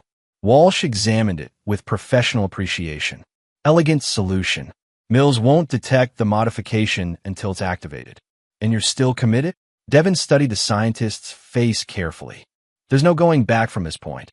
My sister lives in a perpetual nightmare because of what I helped create, Walsh replied, resolve hardening his features. I started this. I want to finish it. With each team member in position, the counter-operation commenced. Walsh, equipped with a modified data device and accompanied by Victor, now disguised as one of Mills' security personnel, proceeded to the airfield. Nadia established a sniper position overlooking the main hangar, while Vince coordinated communications from their mobile command post. Devin, meanwhile, implemented the most dangerous element of their strategy. Using stealth tactics honed through years of covert operations, he infiltrated the airfield perimeter, moving unseen through blind spots in the security coverage. His objective: establish a secondary entry point to the hangar for when timing became critical. Walsh and Victor have cleared the outer security checkpoint, Vince reported through comms. Proceeding to main hangar without incident. Maintain communications discipline, Devin instructed. Execute exactly as planned. Inside the hangar, Mills greeted Walsh with the calculated warmth of a predator. In his mid-50s, with silver-streaked dark hair and a lean physique of someone who controlled every aspect of his existence, Preston Mills embodied scientific precision fused with military authority. Dr. Walsh, I must admit, I'm impressed by your resourcefulness, Mills said, gesturing toward a workstation where the data could be verified. I had calculated only a 27% probability of your escape during Mercer's operation. Walsh maintained the desperate yet determined demeanor they had crafted. Necessity breeds innovation, Dr. Mills. After what happened to my sister, I realized revenge was short-sighted. The complete formula offers possibilities for everyone, including her. Mills smiled thinly. Always the idealist. It's what made you such a valuable researcher. He nodded toward the modified data device. Let's see what you've salvaged. As Walsh connected the device to Mills' secure system, Devin observed from his concealed position near an emergency exit. Across the hangar, Lydia sat motionless in a medical chair, Feline already inserted into her arm, eyes vacant. The preliminary sedative already taking effect. Authentication proceeding, Vince confirmed through comms. System accepting the data transfer. Initial molecular mapping confirms authenticity, Mills announced, studying the incoming data with evident satisfaction. You've exceeded expectations, Dr. Walsh. This will significantly accelerate our timetable. Walsh maintained his role perfectly. The neural pathway protocols are included in the secondary encryption layer. You'll need my decryption key. Of course. Mills gestured to his security personnel. Prepare Dr. Walsh for travel. He'll be accompanying us to our new research facility. As the security team moved to escort Walsh to the aircraft, the scientist activated the hidden function in the data device with a discrete command sequence. Immediately, Mills' system displayed a security warning. What is this? Mills demanded, noticing the alert. File corruption in the neural mapping segments, Walsh explained smoothly. A side effect of the hasty extraction method. I can repair it, but I'll need direct access to your system. Mills hesitated, suspicion warring with scientific urgency. Finally, he nodded. Proceed, but under direct supervision. This was the critical moment in their strategy. As Walsh began working at Mill's terminal, apparently addressing the corrupted data, Victor positioned himself near the medical equipment connected to Lydia. Devin moved closer to his entry point, preparing for precise timing. Bridging final security protocols, Vince reported through comms. Remote access established. Inside the hangar, the seemingly routine data recovery suddenly shifted. The hangar lights flickered momentarily as Vince executed a controlled power fluctuation. In that brief moment of distraction, Walsh activated the device's true function, releasing a precisely calibrated aerosol version of the memory compound directly into Mill's face. The scientist inhaled involuntarily, eyes widening in shock as he recognized what had happened. "You," he began, before the compound's rapid onset effects began to manifest. He gripped the edge of the terminal, momentarily disoriented. "Security protocols compromised," Vince announced. Initiating Phase 3. Chaos erupted within the hangar. The security team, receiving conflicting commands through their compromised communication system, hesitated the critical seconds needed for Victor to disable Lydia's 4-line and replace the contents with a neutralizing solution Walsh had prepared. Devin breached the hangar through his prepared entry point, eliminating 2 security personnel with non-lethal precision. Across the space, Nadia's carefully placed shots disabled exterior communications and the aircraft's navigation system. Mills, fighting through the compound's initial disorienting effects, recognized the coordinated attack. "Mercer," he snarled, drawing a concealed weapon. Devin moved with calculated efficiency, disarming Mills with a precision strike before securing him in the same medical chair that had been prepared for Lydia's conditioning. The remaining security personnel, cut off from clear leadership and facing a precision assault from multiple directions, were neutralized within 90 seconds. "Perimeter secured," Victor reported. "All hostiles contained." Devin approached Mills, who struggled against his restraints, the memory compound beginning to take fuller effect. "You've miscalculated, Doctor." "This changes nothing," Mills responded, his scientific demeanor giving way to cold rage. "I have contingencies you cannot imagine, resources beyond your reach." "Perhaps," Devin acknowledged, preparing the medical equipment that had been intended for Lydia. "But right now, what you have is a front-row seat to the end of your life's work." As Walsh reconfigured the conditioning system, Devin turned to check on Lydia. She remained semi-conscious in Victor's care, the neutralizing solution gradually counteracting the preliminary sedatives she'd been given. "Will she recover?" Devin asked Walsh. "The neutralizer should prevent any further conditioning, but it can't undo what's already been done." Walsh looked genuinely remorseful. Her memory structures have been extensively modified over years. Complete recovery is unlikely. Devin nodded, accepting this reality with the same cold clarity that had guided him since Theo's desperate call. Whatever Lydia had been to him, wife, partner, mother to his son, that person had been crafted by design, a sophisticated construct built on manipulated memories and conditioned responses. "Complete the reconfiguration," he instructed Walsh. "It's time Dr. Mills experiences his own methodology firsthand." As the team secured the hangar and prepared for extraction, Devin implemented the final phase of his counter-strategy, a precisely calibrated conditioning protocol for Preston Mills, designed by Walsh using the scientist's own research.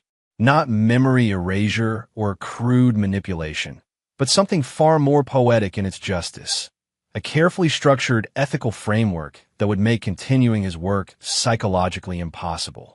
Neural pathways responding to the conditioning parameters, Walsh reported, monitoring the system. Remarkable efficiency. His own brain chemistry makes him exceptionally susceptible to the compound. "How long until it's irreversible?" Devin asked. "For this specific protocol?" "Approximately 30 minutes. After that, attempting to continue human testing with the compound will trigger severe neurological distress responses." Devin checked his watch. "We have 20 minutes before federal response teams arrive. Complete the procedure and prepare for extraction." As the conditioning process continued, Devin approached Lydia, who was now fully conscious though disoriented. Her green eyes, once so captivating to him, showed confusion rather than recognition. "Devin," she asked uncertainly, "what's happening? Where's Theo?" "Safe," he answered simply. "Far from here. Far from you." A flicker of something, perhaps genuine maternal concern, perhaps conditioned response, crossed her face. "They told me he was in danger, that you couldn't protect him. They lied, just as you did." "I don't." She shook her head, wincing at apparent pain. "My memories feel wrong. Fractured. That's because they are." Devin maintained emotional distance, though something in him still responded to her evident distress. Some were implanted, others modified. The woman I married never really existed. Tears filled her eyes. "That's not true. I love you. I love Theo. Perhaps you believe that. But love built on deception isn't love at all." Walsh approached, interrupting the painful exchange. "The conditioning is complete. Mills is secured for transport. Federal custody protocols prepared as discussed." Devin nodded, turning away from Lydia with finality. "Initiate extraction sequence. Standard dispersal pattern. We rendezvous at the secondary location in 3 hours." As the team prepared to depart, Devin completed one final task. He placed a secure satellite phone in Lydia's hands, pre-programmed with a single number. "When you're ready to tell the truth, all of it, without manipulation or evasion, call this number. Until then, stay away from me. Stay away from Theo." "Devin, please," she began, reaching for him. He stepped back, beyond her reach in every sense. "The woman I loved never existed. The mother Theo deserves wouldn't have put him in danger. Remember that, if nothing else from our life together is real." With those words, Devin departed the hangar, leaving behind both Lydia and the illusion of the life they had shared. Ahead lay the complex process of rebuilding security for himself and Theo, of creating safeguards against any remaining threats from Axiom's network. But most importantly, ahead lay the responsibility he had never taken lightly, ensuring Theo grew up safe, loved, and protected from the shadows his parents' choices had cast. Chapter 8. Fragments of Truth. 3 months after the airfield operation, Devin sat across from Agent Brooke Sawyer in a different coffee shop, this one in Portland, Oregon, 2,000 miles from Philadelphia and the life he had left behind. "Mills' conditioning has held," Sawyer reported, sliding a file across the table. "Continuous monitoring shows severe neurological distress whenever he attempts to access or discuss his research beyond theoretical applications. The memory compound program has been officially designated inactive." "And the remaining Axiom network?" Devin asked, reviewing the surveillance photos in the file. "Dismantled. Treasury Department froze their financial channels. International arrest warrants issued for key personnel. Your intelligence was comprehensive." "Not comprehensive enough," Devin noted. "The original formula still exists in multiple secure locations." Sawyer sighed. "A necessary precaution, according to my superiors. Properly secured, the research has legitimate national security applications." "That's what they said in Boston," Devin reminded her, "before Mills weaponized it. Different oversight now. Stricter protocols." She studied him across the table. "How's Theo adjusting?" Devin's expression softened slightly at the mention of his son. "Better than expected. The child psychologist says kids his age are remarkably resilient. The night terrors have decreased. He's making friends at his new school. And he still doesn't know about Lydia. He knows what he needs to, that his mother loved him but was involved with dangerous people, that she helped save him in the end. The partial truth had been Devin's compromise. Theo deserved to remember his mother with some measure of love, not as the complex victim and perpetrator she had actually been. When he was older, perhaps the full truth would be appropriate. For now, the simplified version provided comfort without trauma. "She's been cooperative," Sawyer noted. "Her debriefing has helped identify 3 additional intelligence breaches. Memory recovery therapy is showing promise." Devin absorbed this information without visible reaction. "Has she attempted contact?" "No. Respecting your terms, apparently." Sawyer hesitated. "The neurologists believe her attachment to you and Theo contains genuine emotional components, despite the conditioning. Some memories can't be manufactured, even with Mills techniques. It doesn't change anything, Devon replied flatly. She made choices before the conditioning, during periods of clear awareness. Theo's safety comes first. Sawyer nodded, understanding the immovable boundary. Walsh has been officially entered into witness protection. New identity, new location. He's continuing research on memory rehabilitation techniques under secure oversight. Good. His sister deserves that chance. Their meeting concluded with operational details. Updated security protocols for Theo's school, surveillance reports on remaining persons of interest, timeline for Devon's next identity refresh. The rhythms of security had become their new normal, though far less intensive than the immediate aftermath of the Axiom operation. Later that afternoon, Devon watched Theo playing soccer in their new backyard, a craftsman bungalow on a quiet street with mature trees and neighbors who asked few questions. At 7, almost 8 now, Theo showed remarkable resilience. His therapist had noted that the security games Devon had taught him had actually helped him process the trauma. They had made him feel prepared rather than helpless when the crisis came. "Dad, watch this," Theo called, attempting a complicated dribbling maneuver he'd learned in his new soccer league. Devon applauded appreciatively. "Getting better every day, buddy." As they prepared dinner together, a routine Devon had established to create structure and normalcy. Theo suddenly asked, "Do you think Mom can see me playing soccer?" The question caught Devon off guard. "What makes you ask that?" Theo shrugged, carefully cutting bell peppers as Devon had taught him. Ms. Reeves said, "Sometimes people who can't be with us anymore can still watch over us. Like guardian angels." Ms. Reeves, Theo's therapist. Devon made a mental note to discuss this particular coping mechanism with her at their next consultation. "I think your mom would be very proud of how brave and strong you've become," Devon answered carefully. "And I know she loved watching you play." "I miss her sometimes," Theo admitted. "But I'm glad we're safe now." "Me too, buddy." Devon ruffled his hair gently. "Me too." That night, after Theo was asleep, Devon conducted his usual security review, checking surveillance feeds, running system diagnostics on their home security, verifying that the day's activities had raised no alerts in their monitoring network.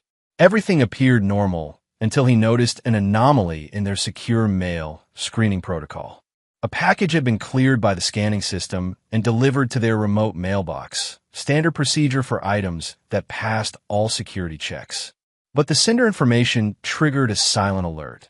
The package originated from a location associated with one of Lydia's known aliases. Devon retrieved the package with appropriate caution. External and internal scans confirmed it contained no threats, just a small USB drive, a handwritten letter, and a worn teddy bear Devon recognized as Mr. Buttons, Theo's favorite toy from infancy that had been left behind during their hasty departure from Philadelphia. The letter was brief, written in Lydia's distinctive hand. "Devon, the doctors say my memory reconstruction is progressing. Some days are clearer than others. I still don't know how much of what I remember is real and how much was programmed by Mills. But I know this. Theo deserves Mr. Buttons back. He always helped with the nightmares. The drive contains everything I've been able to reconstruct about my recruitment, my original mission, and the gaps in my awareness. The truth, as best as I can piece it together. Do with it what you will. I'm not asking for forgiveness or a second chance. Just confirmation that Theo is truly safe and happy. That's all I need to know. L." Devon set the letter aside, examining the teddy bear carefully before placing it in a sanitization chamber. Standard protocol before anything from the outside world reached Theo. The USB drive presented a more complex decision. Accessing it carried inherent security risks, yet potentially contained valuable intelligence about threats he might still need to counter. After creating a secure, isolated environment on a dedicated system, Devon reviewed the drive's contents. As promised, it contained Lydia's reconstructed timeline, from her initial recruitment by a defense contractor affiliated with Axiom, through her graduate research with Walsh, to the first memory conditioning sessions under Mill's supervision. The clinical detachment of her documentation cracked only when discussing Theo. "I remember the first time I held him, 3 days old, adopted through an agency Mills controlled. The mission parameters included becoming a single mother to enhance my cover story's sympathetic profile. But from that first moment, the attachment was real. Holding him changed something fundamental in me. Perhaps that's why my conditioning began to fragment years later. Some connections run deeper than chemical manipulation. Devin continued reading well into the night, absorbing the painful truth of their relationship's origins. Lydia had been placed in his path deliberately at a cybersecurity conference where his attendance was guaranteed. Their chance meeting had been orchestrated through careful study of his preferences, his history, his psychological profile. And yet, buried within this clinical deconstruction of their life together were moments that challenged his absolute certainty about what had and hadn't been real. Lydia documented periods of conditioning fragmentation, during which her true personality had apparently surfaced. Most significantly, during Theo's kindergarten graduation, their anniversary trip to Vermont, and critically, the weeks leading up to the cabin incident. Mills detected my conditioning failure through routine monitoring protocols, she wrote. He ordered immediate recalibration. When I resisted, when I tried to warn Devin indirectly, Elias was assigned to enforce compliance. The threat to Theo was his idea, but Mills approved it as leveraged motivation.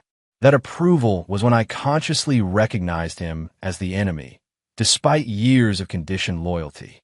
By dawn, Devin had processed the information with the methodical thoroughness that defined his approach to intelligence. Cross-referencing Lydia's account with known facts, surveillance data, and Walsh's testimony revealed a pattern consistent with her claims of fragmented conditioning and attempted resistance. It changed nothing about his decision regarding her place in their lives. The risk to Theo remained unacceptable, but complicated the absolute certainty with which he had judged her actions. The sanitization cycle completed, Devin removed Mr. Buttons from the chamber. The worn teddy bear, with its missing eye and patched arm, represented one of the few links to Theo's early childhood that hadn't been compromised by deception. Devin placed it on Theo's dresser, where he would find it when he woke. Later that morning, Theo's joy at being reunited with his old friend was genuine and uncomplicated. Mr. Buttons, Dad, how did you find him? I thought he was gone forever. He found his way back to you, Devin answered, choosing simple truth over complex explanation. Some things always find their way home. He still remembers me, Theo declared with certainty, hugging the bear tightly. Of course he does, Devin assured him. Some memories can't be lost, no matter what happens. 2 days later, Devin sent a secure, untraceable message to the contact number Lydia had provided. Package received. T is well. Adjusting. Safe. Nothing more, nothing less. Acknowledgement without invitation. Closure without cruelty. That evening, reviewing the security footage from Theo's school, Devin watched his son laughing with new friends, Mr. Buttons peeking from his backpack. The sight prompted a rare moment of reflection on what constituted reality in a world where memory itself could be manipulated. What defined his connection to Theo? Not biology. They shared no genetic relationship. Not unbroken truth. Their history together contained manufactured elements. What remained was choice, commitment, and the daily decision to prioritize Theo's well-being above all else.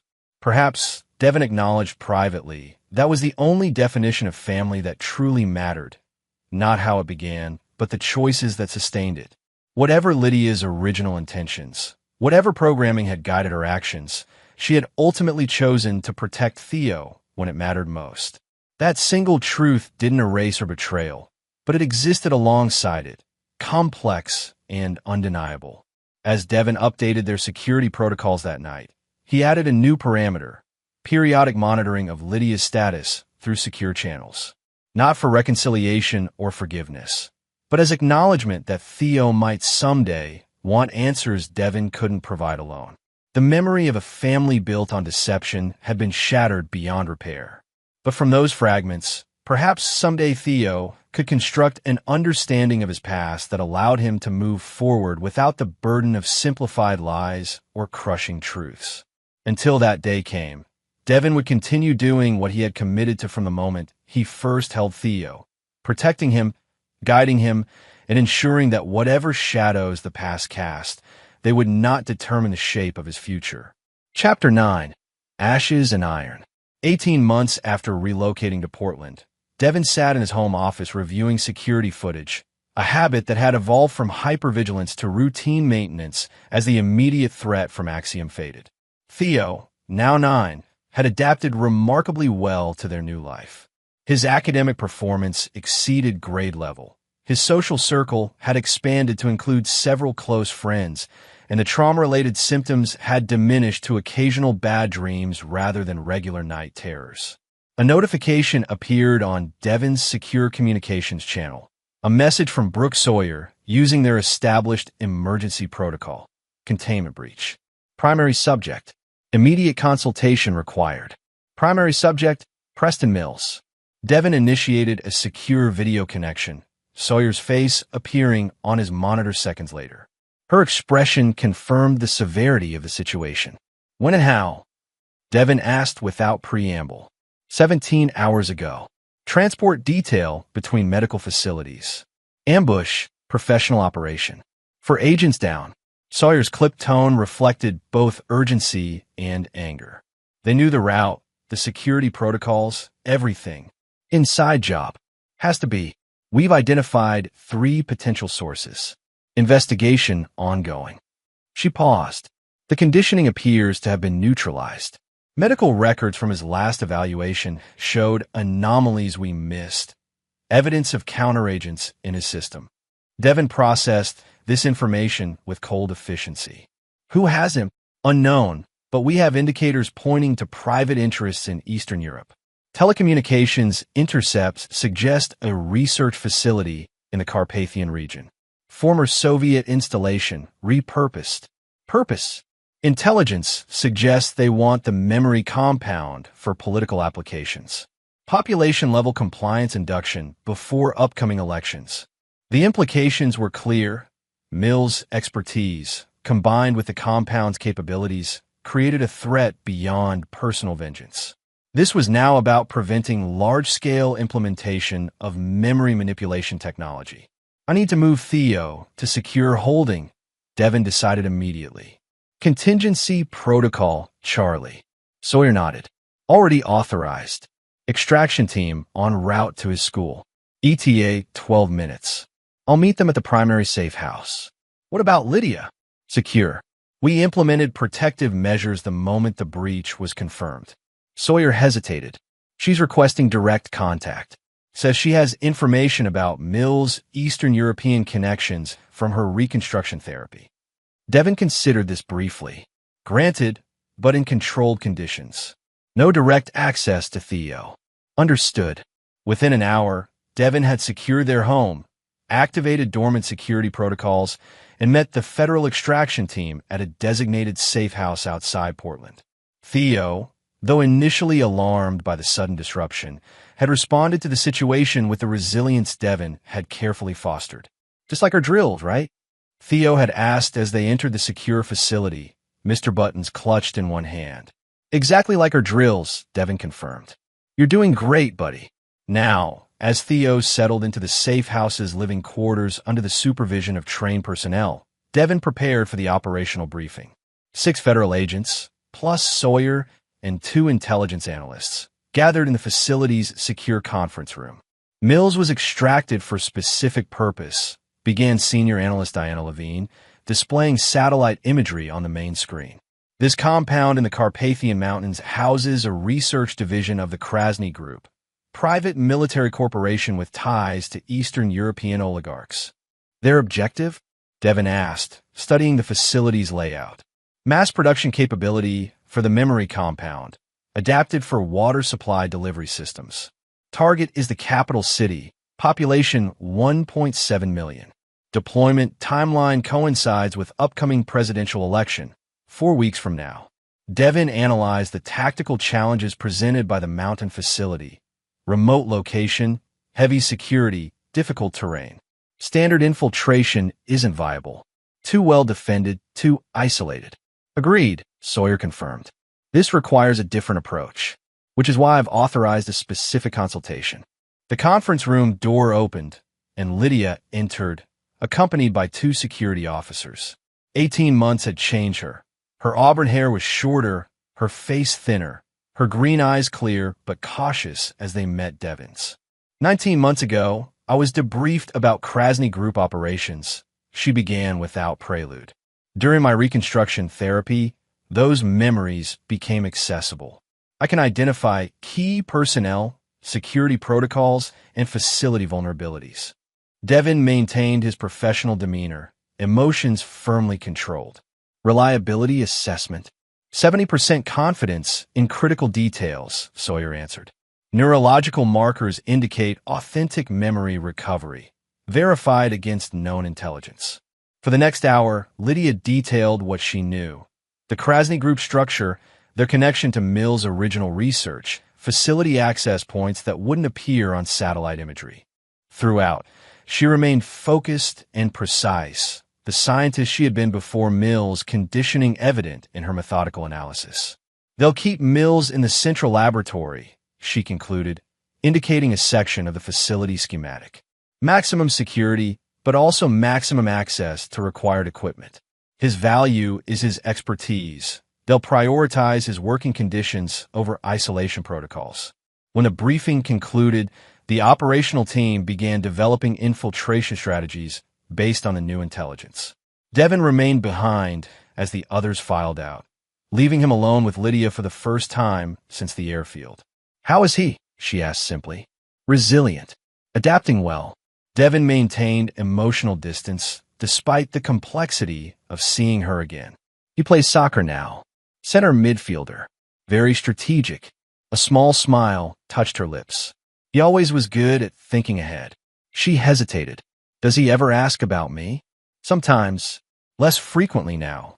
Devin offered the truth without unnecessary cruelty. "He keeps your picture from the Lake Tahoe trip on his nightstand." She nodded, absorbing this with visible effort to maintain composure. "I've completed the primary reconstruction therapy. The doctors say I've recovered approximately 60% of my authentic memories. The rest," she shrugged slightly, "the rest may never come back. But the conditioning is neutralized. As much as possible. I still have moments. Triggers they couldn't completely eliminate. But I recognize them now." She met his gaze directly. "I want to participate in the operation against Mills." The request was unexpected. "Why?" "Because I helped create this situation. Because I have skills and knowledge no one else does," Lydia said firmly. "And because I owe it to Theo to ensure Mills never threatens him again." Devin studied her with calculated assessment, weighing operational advantage against potential risk. "You'll remain under direct supervision at all times. Any deviation from mission parameters results in immediate extraction and permanent containment. Those are my terms." "Understood." Her acceptance was immediate and without qualification. "This doesn't change anything between us," Devin added, his voice hardening. "This is operational necessity, not reconciliation." "I know." A flash of pain crossed her features before she controlled it. "I don't expect forgiveness, Devin. Some betrayals can't be undone." The operation was assembled with precision over the next 72 hours. An elite team of 8 specialists, including Devin, Lydia, Vince, and 5 federal operatives with advanced tactical training. Their mission was straightforward but extraordinarily high risk. Infiltrate the Krasny facility, neutralize Mills, and destroy all research materials related to the memory compound. As the team prepared for deployment, Devin spent every available moment with Theo, maintaining the appearance of normalcy within the safe house environment. "How long will we need to stay here?" Theo asked as they played chess, his strategic thinking evident in a surprisingly sophisticated defensive position. "Just a little while longer," Devin assured him. "I need to take care of something important first." Theo studied the chessboard, then moved his knight with careful deliberation. "Is it about the bad people from before?" Devin considered how much truth was appropriate. "Related, yes. But you don't need to worry. The security team here is excellent, and I'll be back before you know it." "Promise?" "I promise I will do everything in my power to come back to you." Devin offered the most honest commitment he could, given the mission's risks. The night before deployment, After Theo was asleep, Devin recorded a video message, a contingency he hoped would never be needed.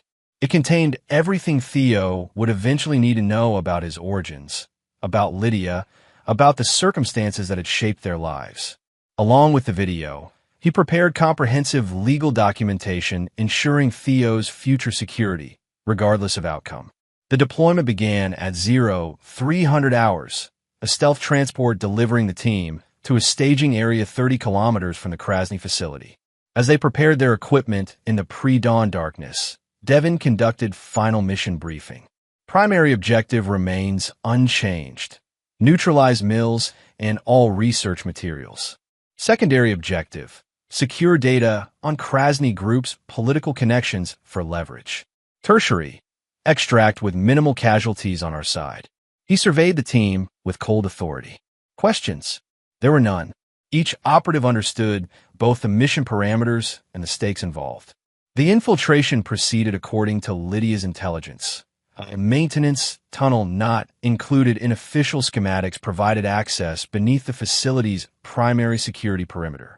Vince's expertise with surveillance systems created a 30-minute window of camera blindness, allowing the team to reach the central building undetected. Inside, they separated into designated units. Vince led 2 operatives toward the data center. Another pair secured their extraction route. Devin, Lydia, and a federal operative named Torres proceeded to the central laboratory where Mills was most likely located. The laboratory level showed signs of intensive research activity, equipment running at full capacity, research materials in various stages of processing. But no Mills. He should be here, Lydia whispered, scanning the space with growing concern. Secondary location, Devin decided immediately. Private quarters. They located Mills' personal area 1 level above, a combination living space and private laboratory. As they prepared to breach, Devin's tactical instincts registered a warning. Too easy. Something wasn't right. The door opened before they could act, revealing Preston Mills sitting calmly at a desk, as if expecting them. Agent Mercer, Ms. Bennett, right on schedule. His cultured voice carried the same scientific detachment Devin remembered. I've been anticipating this reunion. Before Devin could respond, hidden panels in the walls slid open, revealing armed security personnel. Torres went down immediately, a precision shot to his shoulder incapacitating but not killing him. Please, don't resist, Mills continued conversationally. I have no particular desire for violence. This is merely containment. Devin assessed their tactical position, compromised, outnumbered, but not yet defeated. You knew we were coming. Of course. Ms. Bennett's memory reconstruction was quite thorough, except for the fail-safe protocols I embedded during her original conditioning.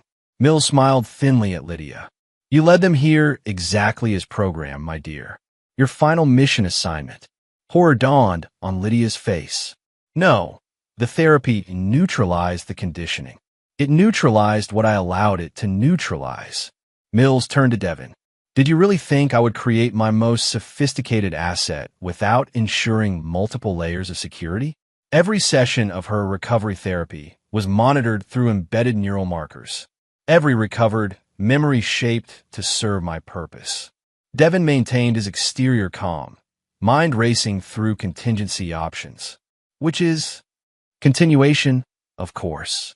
My work is too important to be interrupted by short-sighted governmental concerns or personal vendettas. Mills gestured to the laboratory equipment surrounding them. The Krasny Group provides resources, but you, Agent Mercer, provide something far more valuable: validation. Explain, Devin demanded, buying time as he subtly shifted position. Your exceptional resistance to influence made you the perfect test subject. If my techniques could overcome your psychological defenses through Ms. Bennett, they could work on anyone. Mills' clinical detachment faltered, revealing genuine scientific passion. And they did work. Beautifully. You, with all your counterintelligence training, never suspected the truth until I wanted you to. And now, why bring us here? Because I've refined the process.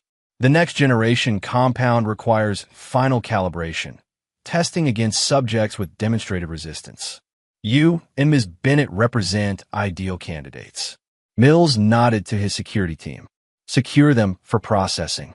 In that moment, Lydia moved with unexpected speed, drawing a concealed weapon from her ankle holster and firing.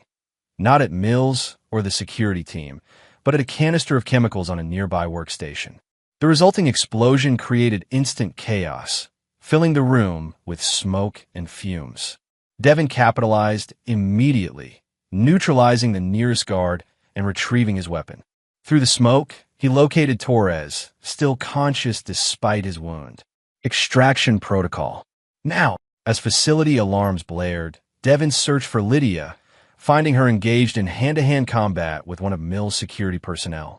Her movements were precise and efficient. The training she'd received as Mills' operative now turned against his own people.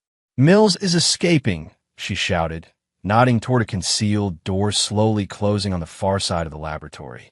Devin made an instant calculation: secure Lydia and Torres, ensuring extraction, or pursue Mills alone.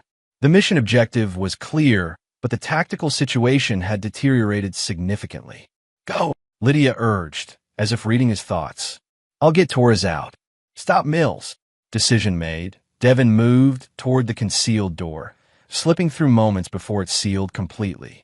Beyond lay a narrow corridor leading to what appeared to be a private hangar, Mills' personal escape route. The scientist was ahead, moving with surprising agility for a man of his age, accompanied by 2 armed guards. Devin advanced methodically, eliminating the first guard with a precision shot, then taking cover as the second returned fire. "This is disappointing, Agent Mercer," Mills called from behind a structural column. "All this effort, when we could be advancing human potential together. Your son would have been protected, provided for, a beneficiary of the new paradigm, not its enemy." "You threatened my child," Devin replied, his voice deadly calm as he maneuvered for a better position. "You used my wife against me." "Against him. That alone guarantees only one outcome from our interaction." Such absolute thinking, the hallmark of limited vision. Mills sighed audibly. "You see only the personal betrayal, not the scientific advancement. Memory itself becoming malleable, human experience refined and optimized. Think of the suffering that could be eliminated, at the cost of authentic choice. Self-determination." Devin had located a position that would give him clear line of sight when Mills moved toward the waiting aircraft. "That's not advancement. It's subjugation.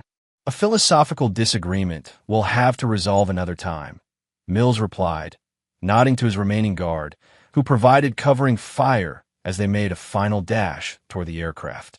Devin waited for his moment, then took the shot, a clean trajectory that caught the guard center mass.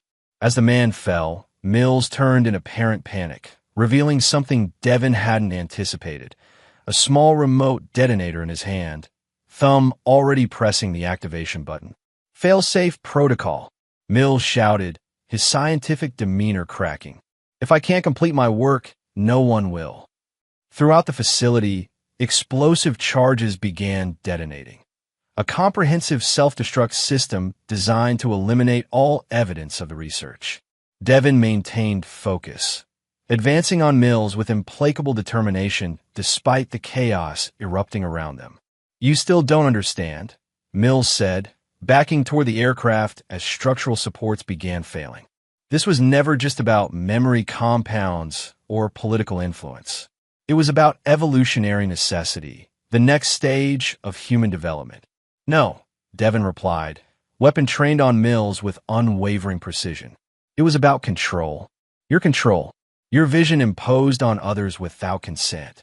A particularly violent explosion rocked the hangar, destabilizing the ceiling above them.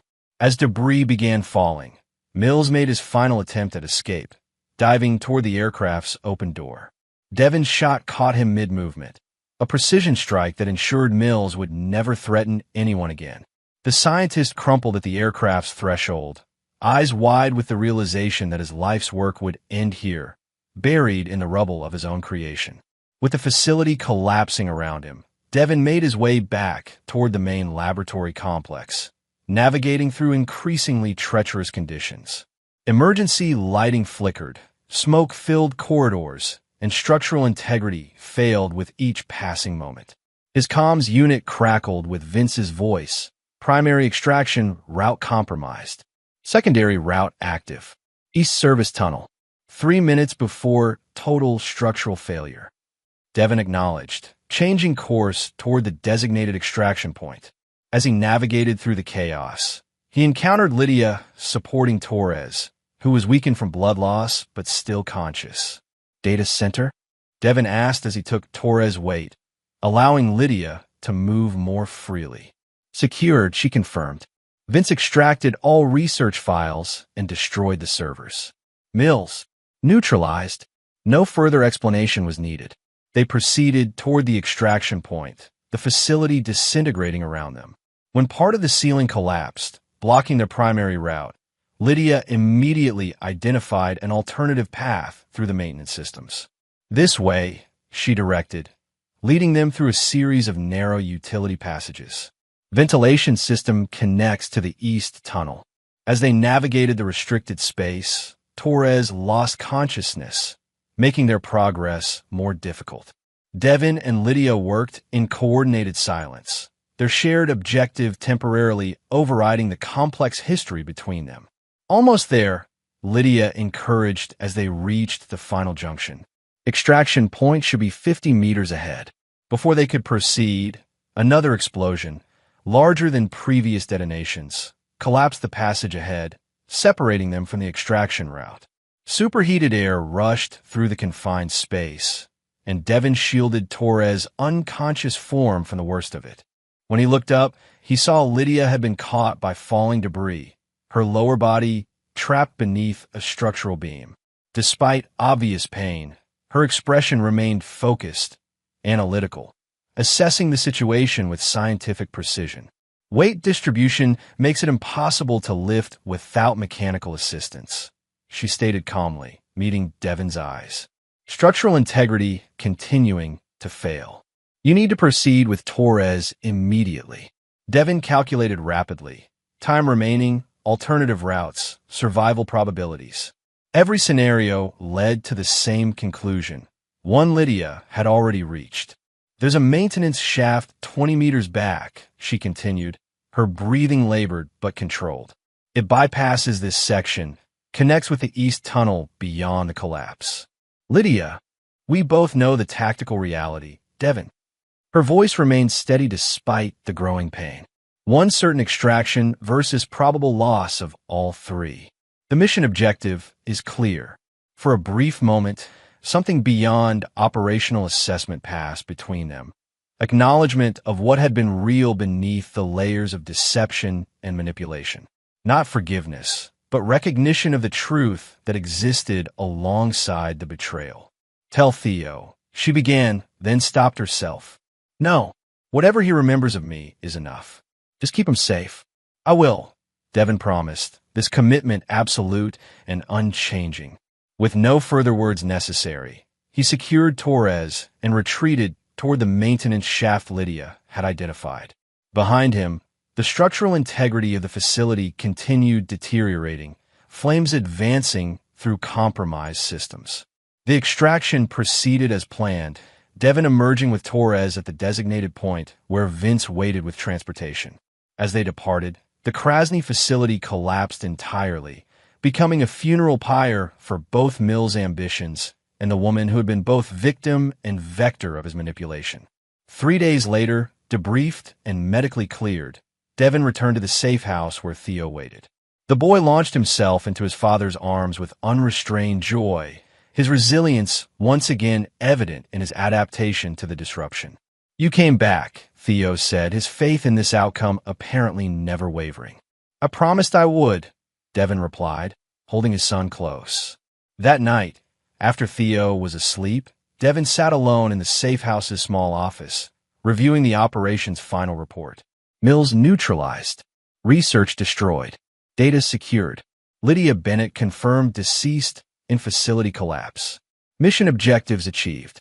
The clinical language couldn't capture the complexity of what had actually transpired, the layers of manipulation, the fragments of genuine connection, the final sacrifice that defied Mill's programming. These nuances existed beyond official records, in the complicated truth Devin alone now carried. He accessed the video message he had recorded for Theo, considering whether it should be preserved or deleted. After careful reflection, he added a brief addendum, then secured it in an encrypted file with time-locked access, available only when Theo reached adulthood and could process the full complexity of his origins. 6 weeks later, with the immediate threat eliminated and no evidence of remaining Axiom or Krasny group activity targeting them, Devin and Theo established a new life in Seattle. New identities, new home, new beginning, but with the security protocols and vigilance that remained their permanent reality. As autumn turned to winter, Theo continued to thrive, excelling academically, developing new friendships, his night terrors now rare occurrences rather than regular events. The resilience Devin had cultivated in him proved to be his greatest strength, allowing him to integrate the traumatic events into his understanding without being defined by them. One evening, as they walked along the waterfront near their new home, Theo asked the question Devin had been anticipating. "Dad, what really happened to Mom?" Devin considered his answer carefully, balancing truth against what a 9-year-old could comprehend. She was caught in a difficult situation with dangerous people. In the end, she made choices that helped keep you safe, but she couldn't save herself. Theo absorbed this, his expression thoughtful beyond his years. Was she a good person? The question cut to the heart of everything Devin had processed about Lydia. The deliberate deception, the programmed responses, but also the genuine care for Theo that had ultimately transcended Mill's conditioning. "People aren't simply good or bad, Theo," he replied finally. "Your mother made mistakes, some of them serious. But when it mattered most, she tried to protect you. That part was real." Theo nodded, accepting this complex truth with surprising maturity. "I'm glad you're my dad," he said simply, taking Devin's hand as they continued their walk. In that moment, Devin recognized the fundamental truth that had emerged from the wreckage of betrayal and manipulation. Family wasn't defined by biology or perfect history, but by choice, commitment, and unwavering protection. The life he and Theo were building now wasn't founded on the falsehoods of the past, but on the authenticity of their connection and the security Devin would always ensure. As they turned toward home, Devin maintained his habitual situational awareness, scanning their surroundings with practiced precision. The vigilance that had kept them alive would never diminish, a permanent adaptation to the Welcome back to another story on Infidelity Tales Lab. Before we begin, tell us, where in the world are you watching from? Now, let's dive into today's story. Chapter 1. The Perfect Storm. Roger Stevenson stood in the hospital corridor, his weathered hands trembling as he held his 8-year-old son Jake close. The fluorescent lights cast harsh shadows across his angular face, highlighting the crow's feet that had deepened over the past 6 months. At 42, Roger had built his reputation as Millbrook's most reliable contractor, known for his attention to detail and unwavering integrity. Today, those very qualities had just shattered his world. "Daddy, why did the policeman tell us to run?" Jake whispered, his small fingers clutching his toy car, a red Mustang that Roger had given him for his birthday just weeks ago. Roger's jaw tightened as he watched Officer Haley emerge from room 314, his face grim.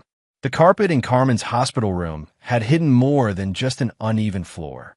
Beneath that thin ridge Jake had discovered lay a recording device, sophisticated enough to capture every conversation, every whispered secret, every moment of intimacy between Roger and his wife during her week-long stay after her appendectomy. "Sir, we need to talk." Officer Haley approached, his voice low but urgent. "What we found, someone's been monitoring your family very closely. This isn't random surveillance." Roger's mind raced. Carmen had insisted on this particular room, claiming the view of the hospital's garden would help her recovery. She'd been adamant about it, even arguing with the nursing staff when they initially assigned her to a different floor. Now he understood why. Who would do this? Roger asked, though deep down, a cold suspicion was already forming. "We're investigating, but given the sophistication of the equipment, This was planned by someone with resources and technical knowledge. Someone who knows your routines, your schedule. Officer Haley paused. Mr. Stevenson, has your wife mentioned anyone new in her life recently? Any new friendships or connections? The question hit Roger like a physical blow. Carmen had been different lately. Distracted, secretive about her phone calls, working late at the interior design firm where she'd been employed for the past 3 years. She'd brushed off his concerns, attributing her behavior to stress from a demanding new client. There is someone, Roger admitted reluctantly. Benjamin Whitney. He's her new business partner at McDermott and Associates. She's been working on some big project with him. Officer Haley made note. We'll need to interview both of them. In the meantime, I strongly suggest you and your son stay elsewhere tonight. If someone's been monitoring your family this closely, your home might be compromised too. As they walked toward the elevator, Jake tugged on Roger's sleeve. Daddy, is Mommy in trouble? Roger looked down at his son's innocent face, those bright blue eyes that mirrored his own. I don't know yet, buddy, but whatever happens, you and I are going to be okay. The elevator doors closed with a soft ding, and Roger caught his reflection in the polished steel. The man staring back wasn't the trusting husband who'd arrived at the hospital that morning.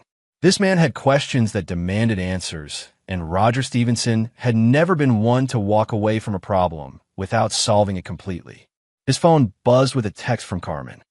Where are you? I'm worried sick. Roger stared at the message for a long moment before typing back. Taking Jake for ice cream. Rest up. We'll talk tomorrow.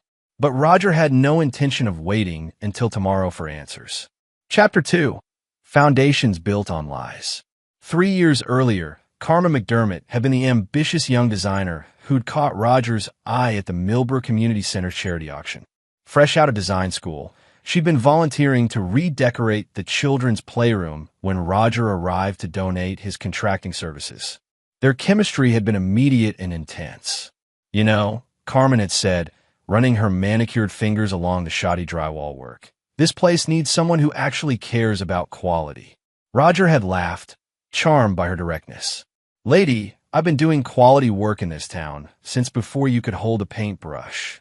Prove it, she challenged, her green eyes sparkling with mischief.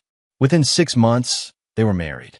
Roger had been 39, ready to settle down with someone who shared his passion for creating beautiful spaces.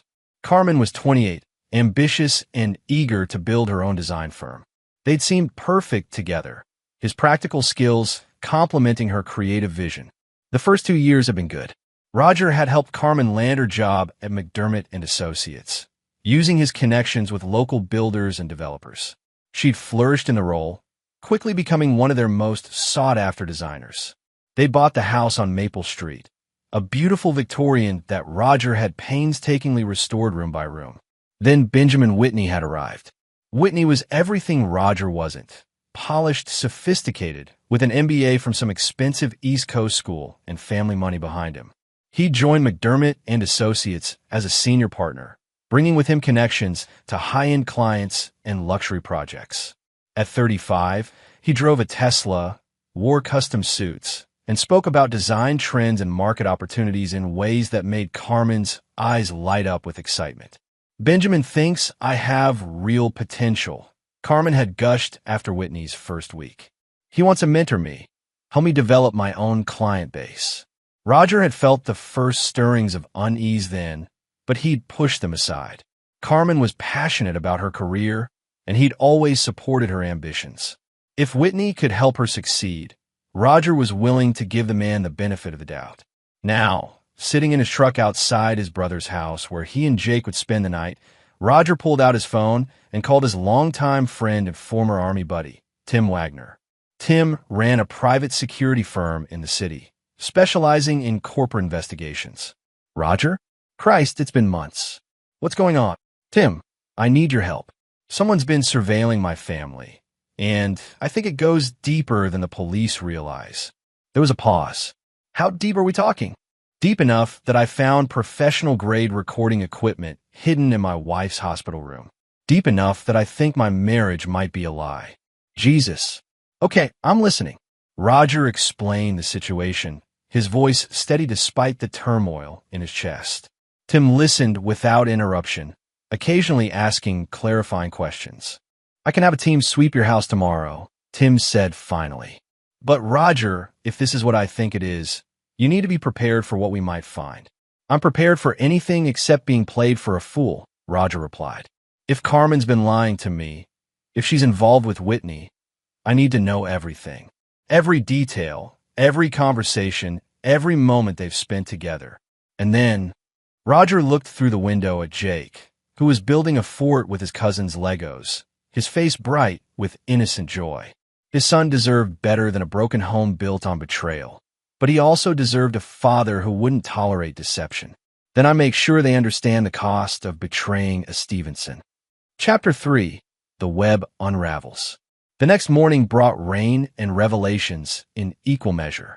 Tim's team had arrived at the Stevenson house at dawn, their electronic equipment packed in unmarked cases. What they found was worse than Roger had imagined. "Your house is wired like a television studio," Tim reported grimly as they stood in Roger's kitchen. "Cameras in the bedroom, living room, even one in your home office. Audio devices throughout. Someone's been watching your family for months." Roger's hands clenched into fists. "How long?" "Based on the installation marks and dust patterns, I'd say 6 months minimum. Maybe longer." 6 months.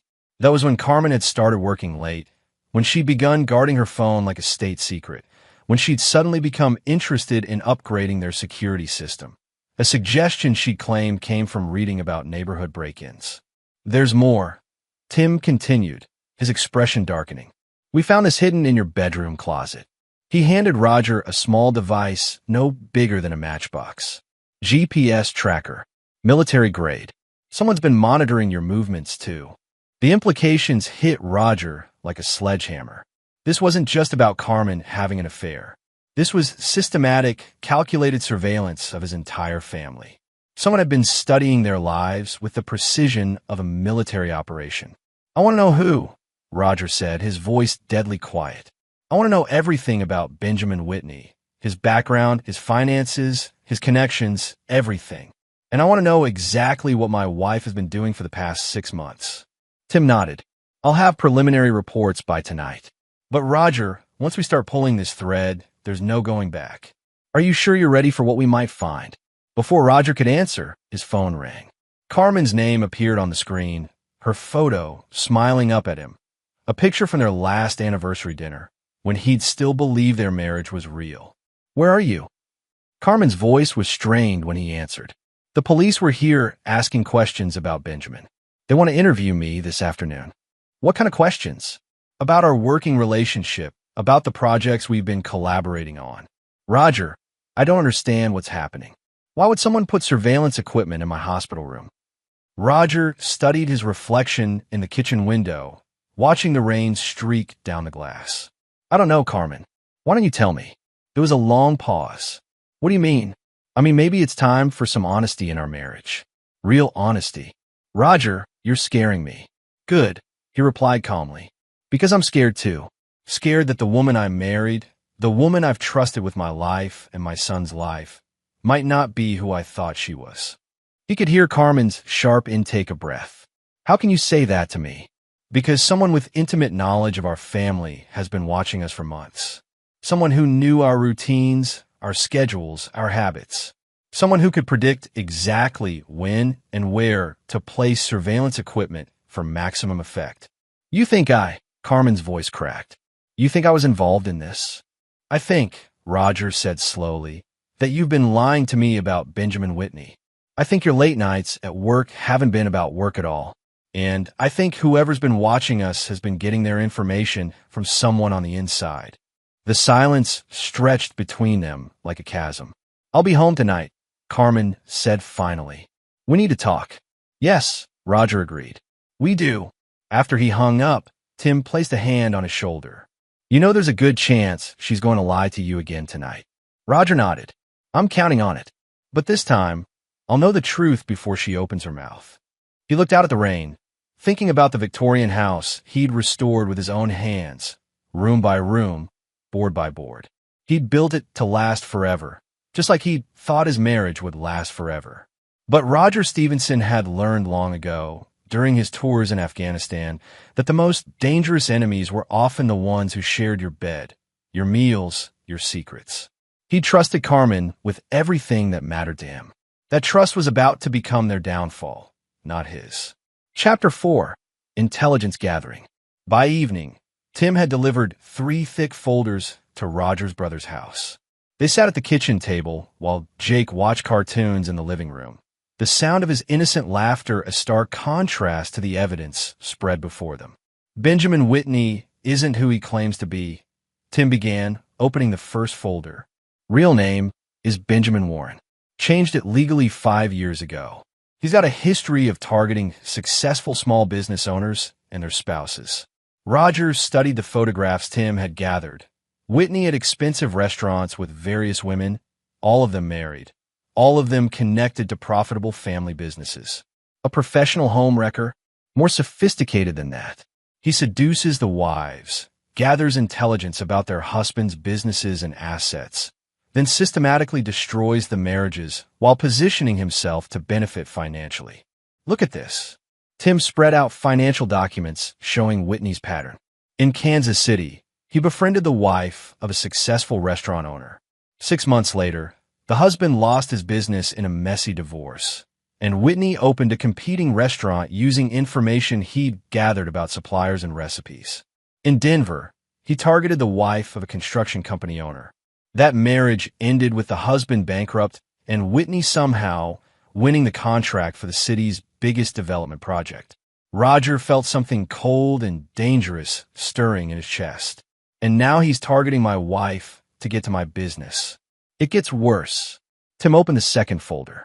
Whitney's been paying for the surveillance equipment. We traced the purchases through a shell company he controls. But he's not working alone. The next set of photographs made Roger's blood freeze. Carmen and Whitney in intimate embraces, kissing in his Tesla, entering a luxury hotel together. The timestamps showed these photos were taken during hours when Carmen had claimed to be working late on client projects. How long? Roger asked quietly. Based on these surveillance photos, at least 4 months. But there's evidence of contact going back 8 months. Phone calls, emails, meetings disguised as business dinners. 8 months. Before Jake's birthday, before their anniversary, before countless nights when Carmen had come home late, claiming exhaustion for demanding clients, falling into bed beside him like nothing had changed. The third folder contained the most damaging evidence. Detailed plans of Roger's business operations, client lists, financial records, and project timelines. All information that only Carmen would have had access to in their home office. She's been feeding him everything, Tim said grimly.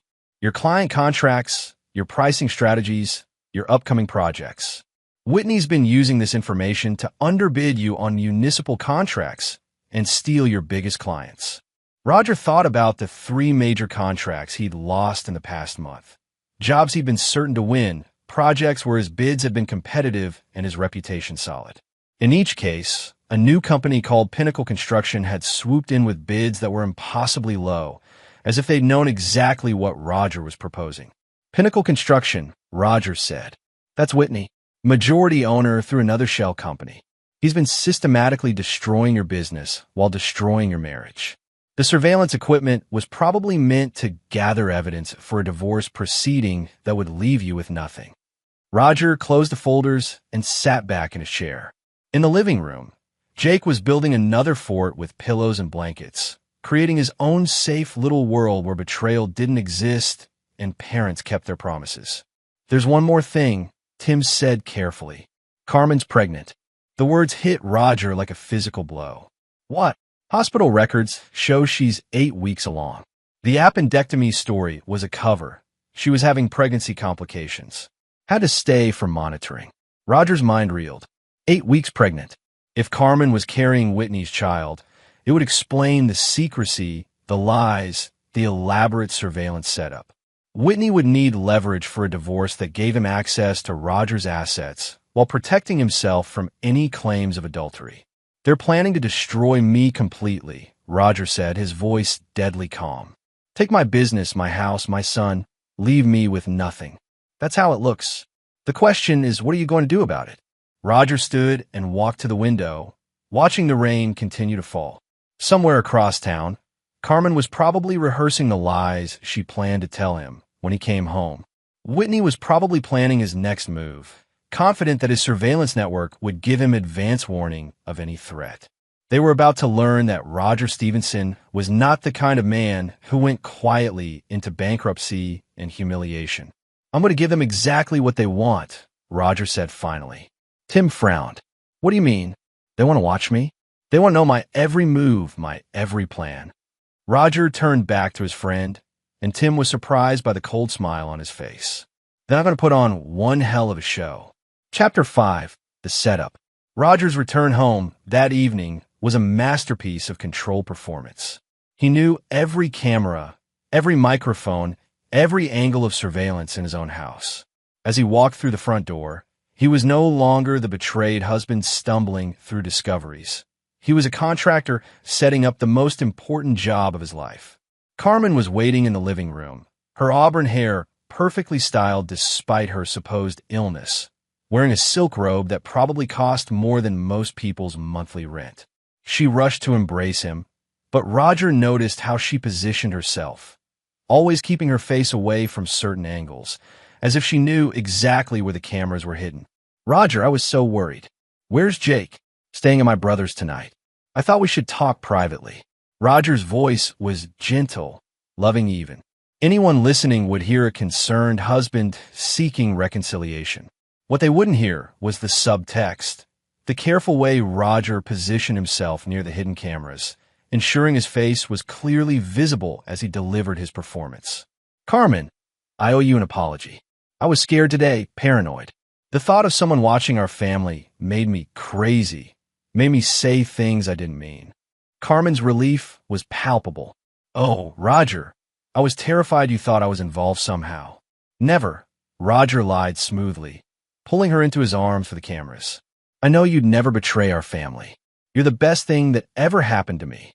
Over Carmen's shoulder, Roger caught sight of one of the hidden cameras Tim's team had identified. He wondered if Whitney was watching live or if he'd review the footage later. Either way, Roger wanted to make sure his next words were crystal clear. "I've been thinking about expanding the business," he said, leading Carmen to the couch. "Taking on some bigger projects, maybe government contracts. There's a massive development project the city's planning. Affordable housing complex worth about $12 million. Carmen's eyes sharpened with interest. $12 million? That's huge for Millbrook. Huge for us, too. If I win the contract, we'd be set for life. I could finally give you and Jake everything you deserve." Roger stroked her hair tenderly. "But it's confidential right now. The city council hasn't announced it publicly yet. How did you find out about it? Council member owes me a favor. But Carmen, you can't tell anyone about this. Not your colleagues, not Benjamin Whitney, not anyone. If word gets out before the official announcement, I could lose my chance to bid." Carmen nodded eagerly. "Of course, sweetheart. Your secret's safe with me." Roger smiled and kissed her forehead, all while staring directly into the hidden camera across the room. "I know it is. I trust you completely." Later that night, after Carmen had fallen asleep beside him, Roger slipped down to his home office. He made a show of working on confidential documents related to the fictional development project, leaving papers scattered across his desk where the cameras could capture them clearly. The documents Tim's team had prepared were masterpieces of deception: authentic-looking city letterhead, realistic project specifications, and a timeline that would require immediate action. Any contractor viewing this information would see an opportunity too good to pass up. More importantly, the project details were designed to be irresistible to someone like Whitney, a chance to underbid Roger by significant margins while still maintaining healthy profit margins, all based on inside information about material costs and timeline requirements.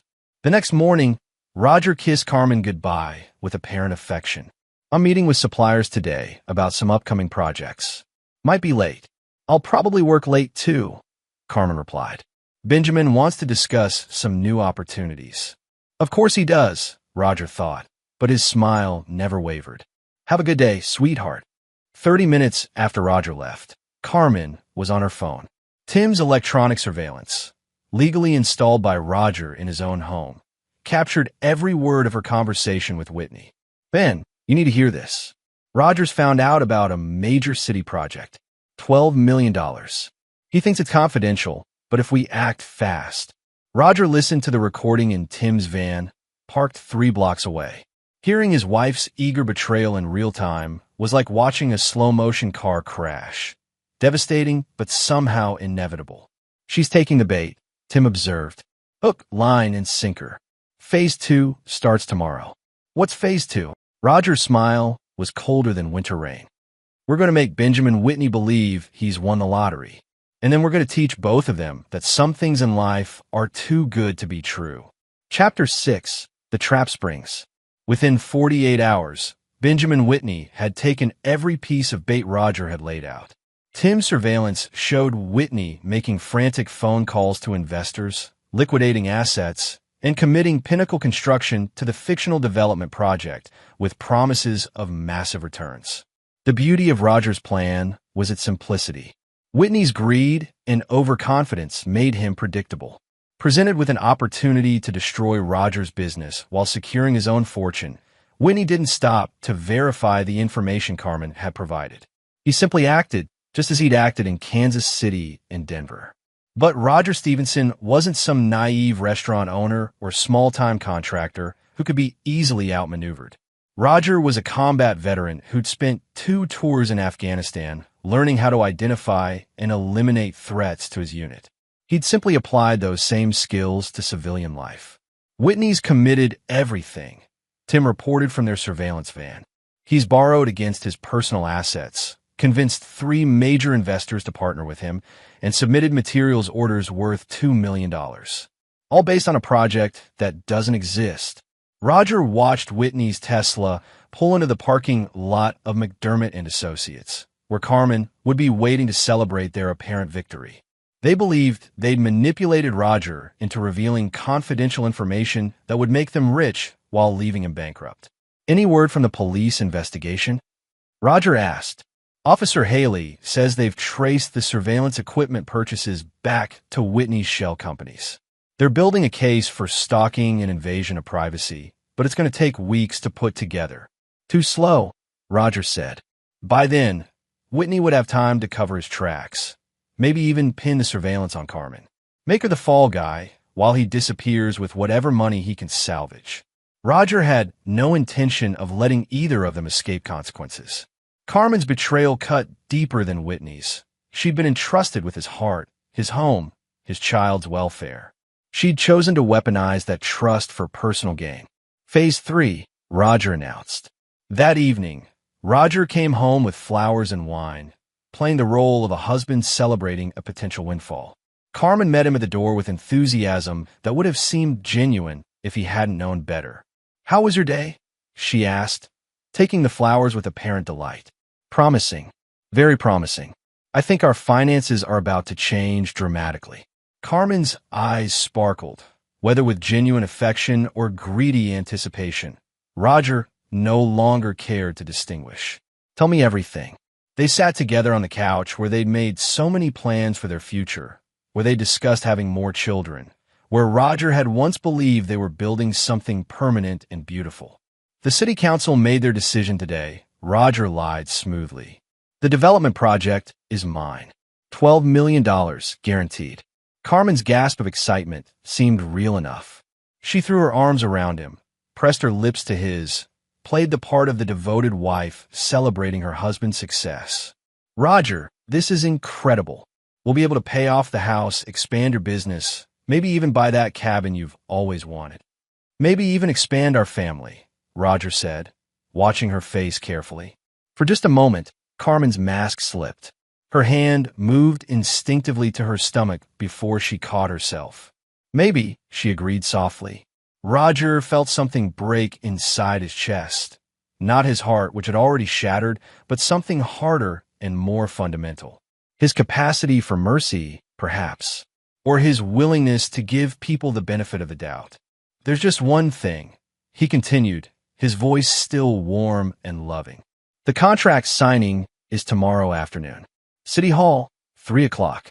But it's a closed meeting, No media, no outside contractors allowed. The city wants to keep this quiet until all the paperwork is finalized.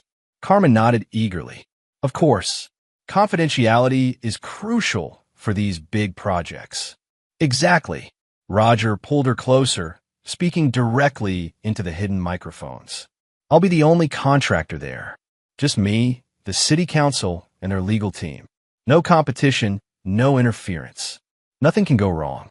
What Roger didn't mention was that there would indeed be a meeting at City Hall tomorrow at 3 o'clock. Officer Haley would be there with arrest warrants. Representatives from the district attorney's office would be there with fraud charges. And Tim would be there with complete documentation of Whitney and Carmen's conspiracy. But first, they would watch Benjamin Whitney arrive at City Hall with investors in tow, expecting to intercept Roger's guaranteed contract with last-minute legal maneuvers and underbidding tactics that Carmen had helped him prepare. Instead, they would find themselves walking into the most public humiliation of their lives. Roger kissed Carmen's forehead one last time, tasting the sweetness of anticipated justice. Tomorrow changes everything, he whispered. He wasn't lying. Chapter 7. The Reckoning. At 2:45 p.m., Benjamin Whitney's Tesla pulled up to City Hall with the confidence of a man who believed he controlled every variable in the equation. Tim's surveillance showed 3 luxury cars following. Investors Whitney had convinced to partner with him on the guaranteed $12 million contract. Roger watched from across the street as Whitney emerged, adjusting his custom suit and checking his Rolex. The man looked every inch the successful businessman, which made what was about to happen even more satisfying. Carmen's not with him, Tim observed from the surveillance van. She'll want to watch me lose everything in person. Roger was right. 10 minutes later, Carmen's BMW pulled into the parking lot. She'd dressed for the occasion. Expensive dress, professional heels, the outfit of a woman ready to publicly support her husband while privately celebrating his destruction. She walked into City Hall with the measured stride of someone who believed she held all the cards. At exactly 3 p.m., Roger entered the building through the main entrance, nodding politely to the security guard he'd known for 15 years. Whitney and his investors were clustered near the elevator bank, whispering among themselves with barely contained excitement. Carmen stood apart from them, playing her role as the supportive wife who just happened to encounter her husband's business rival at a crucial moment. Roger, Carmen's surprise seemed genuine. What are you doing here? Council meeting, Roger replied calmly. Big contract signing. Whitney stepped forward with practiced smoothness. Mr. Stevenson, what a coincidence. I'm here for the same meeting. Pinnacle Construction has submitted a competing bid for the housing development project. Roger's expression of shock was Academy Award-worthy. Competing bid? But the project isn't public yet. How did you even know about it? Sometimes opportunities present themselves to those who keep their ears open, Whitney said with a smile that didn't reach his eyes. Carmen played her part perfectly, expressing confusion and concern while carefully avoiding any admission of involvement. She was, Roger realized, actually quite talented at deception. Under different circumstances, he might have admired her skill. Gentlemen, Officer Haley appeared as if on cue, flanked by 2 detectives Roger didn't recognize. Mr. Whitney, Mrs. Stevenson, you're under arrest. The transformation in the lobby was instantaneous. Whitney's confidence evaporated like morning mist. Carmen's face went white as bone. The investors began backing away from Whitney, as if he'd suddenly contracted something contagious. Under arrest for what? Whitney demanded. Conspiracy to commit fraud, stalking, invasion of privacy, and attempted theft by deception. Detective Sarah Mills read from the warrant. You have the right to remain silent. Carmen found her voice. Roger, what's happening? Why are they arresting us? Roger studied his wife's face. The woman who'd shared his bed while plotting his destruction, who'd carried another man's child while planning to steal his son's inheritance, who'd smiled at him this morning while counting the hours until his public humiliation. The housing development project doesn't exist, Carmen. It never existed. Every document you photographed in my office, every detail you passed to Whitney, every plan you helped him make, all of it was fabricated. The color drained completely from Carmen's face. You knew. I've known for days. About Whitney, about the pregnancy, about the surveillance equipment you helped him install in our home. I know about the other families you two have destroyed, and I know about the investors you've just defrauded with promises of a contract that was never real. Whitney lunged forward, his polished facade finally cracking. You son of a... Tim stepped out from behind a pillar, his broad frame blocking Whitney's path. I wouldn't recommend that, Mr. Warren. Or do you prefer Whitney this week? As the handcuffs clicked into place, Roger addressed the gathering crowd of city employees and curious citizens who'd been drawn by the commotion. Ladies and gentlemen, you've just witnessed the arrest of Benjamin Whitney and Carmen Stevenson for conspiracy to defraud multiple businesses and families. Over the past several months, they've been operating a sophisticated scheme to destroy marriages and steal assets through surveillance, manipulation, and fraud. Whitney's investors were already on their phones, presumably calling lawyers and trying to distance themselves from the disaster. Carmen was crying, but Roger noticed her tears seemed more focused on the public humiliation than any genuine remorse. Roger, please, she whispered as the detective prepared to lead her away. Think about Jake. Think about our family. I'm thinking about Jake, Roger replied quietly. I'm thinking about raising him to understand that actions have consequences, that trust once broken can never be rebuilt, and that some betrayals are unforgivable. He paused, meeting her eyes one last time. I'm thinking about teaching him to be nothing like his mother. As the patrol cars pulled away from City Hall, Roger felt something he hadn't experienced in months. Peace. Not happiness. That would take time to rebuild. But the clean, clear satisfaction of a job completed properly, with attention to every detail and no corners cut. Tim joined him on the steps of City Hall. Phase 4. Roger smiled, thinking about the legal proceedings that would follow, the civil suits that would strip Whitney of his remaining assets, the divorce paperwork that would ensure Carmen left their marriage with nothing but her personal belongings. Phase 4 is watching them realize that crossing a Stevenson was the biggest mistake of their lives. Chapter 8. Consequences and Revelations. The Millbrook Gazette ran the story on the front page. Local couple arrested in elaborate fraud scheme. The accompanying photo showed Whitney and Carmen being led away in handcuffs, their faces twisted with shock and humiliation. Roger read the article over breakfast while Jake built towers with his cereal, blissfully unaware that his world had fundamentally changed overnight. At 8 years old, Jake knew his parents were having problems, but Roger had been careful to shield him from the worst details. Dad, when is Mom coming home? Jake asked, not looking up from his architectural project. Your mom made some very bad choices, buddy. She's going to have to stay somewhere else for a while. Jake considered this with the serious expression he inherited from Roger. Like a timeout? Something like that. Roger's phone buzzed with a call from his divorce attorney, Patricia Mills, Detective Mills' sister and one of the most ruthless family lawyers in the state. Good morning, Roger. I thought you'd want to know that Carmen's attorney contacted my office this morning. They want to negotiate. Roger stepped into the kitchen for privacy. What kind of negotiation? Full confession in exchange for leniency. Carmen's willing to testify against Whitney, provide evidence of his other schemes, even help authorities contact his previous victims. In return, she wants joint custody of Jake and half the marital assets. Absolutely not. I told them you'd say that. They're also claiming the pregnancy might be yours, demanding a paternity test before any custody arrangements are finalized. Roger had expected this. Schedule the test. But Patricia, I want you to understand something clearly. Carmen gets nothing. No custody, no assets, no settlement. She collaborated in a plan to destroy our family and steal our future. I don't negotiate with terrorists. Roger, the court might. The court will see evidence of systematic fraud, surveillance, and conspiracy. They'll see that she endangered our child by allowing strangers to monitor our home. They'll see that she was planning to steal my business and leave me bankrupt. What they won't see is any mercy from me.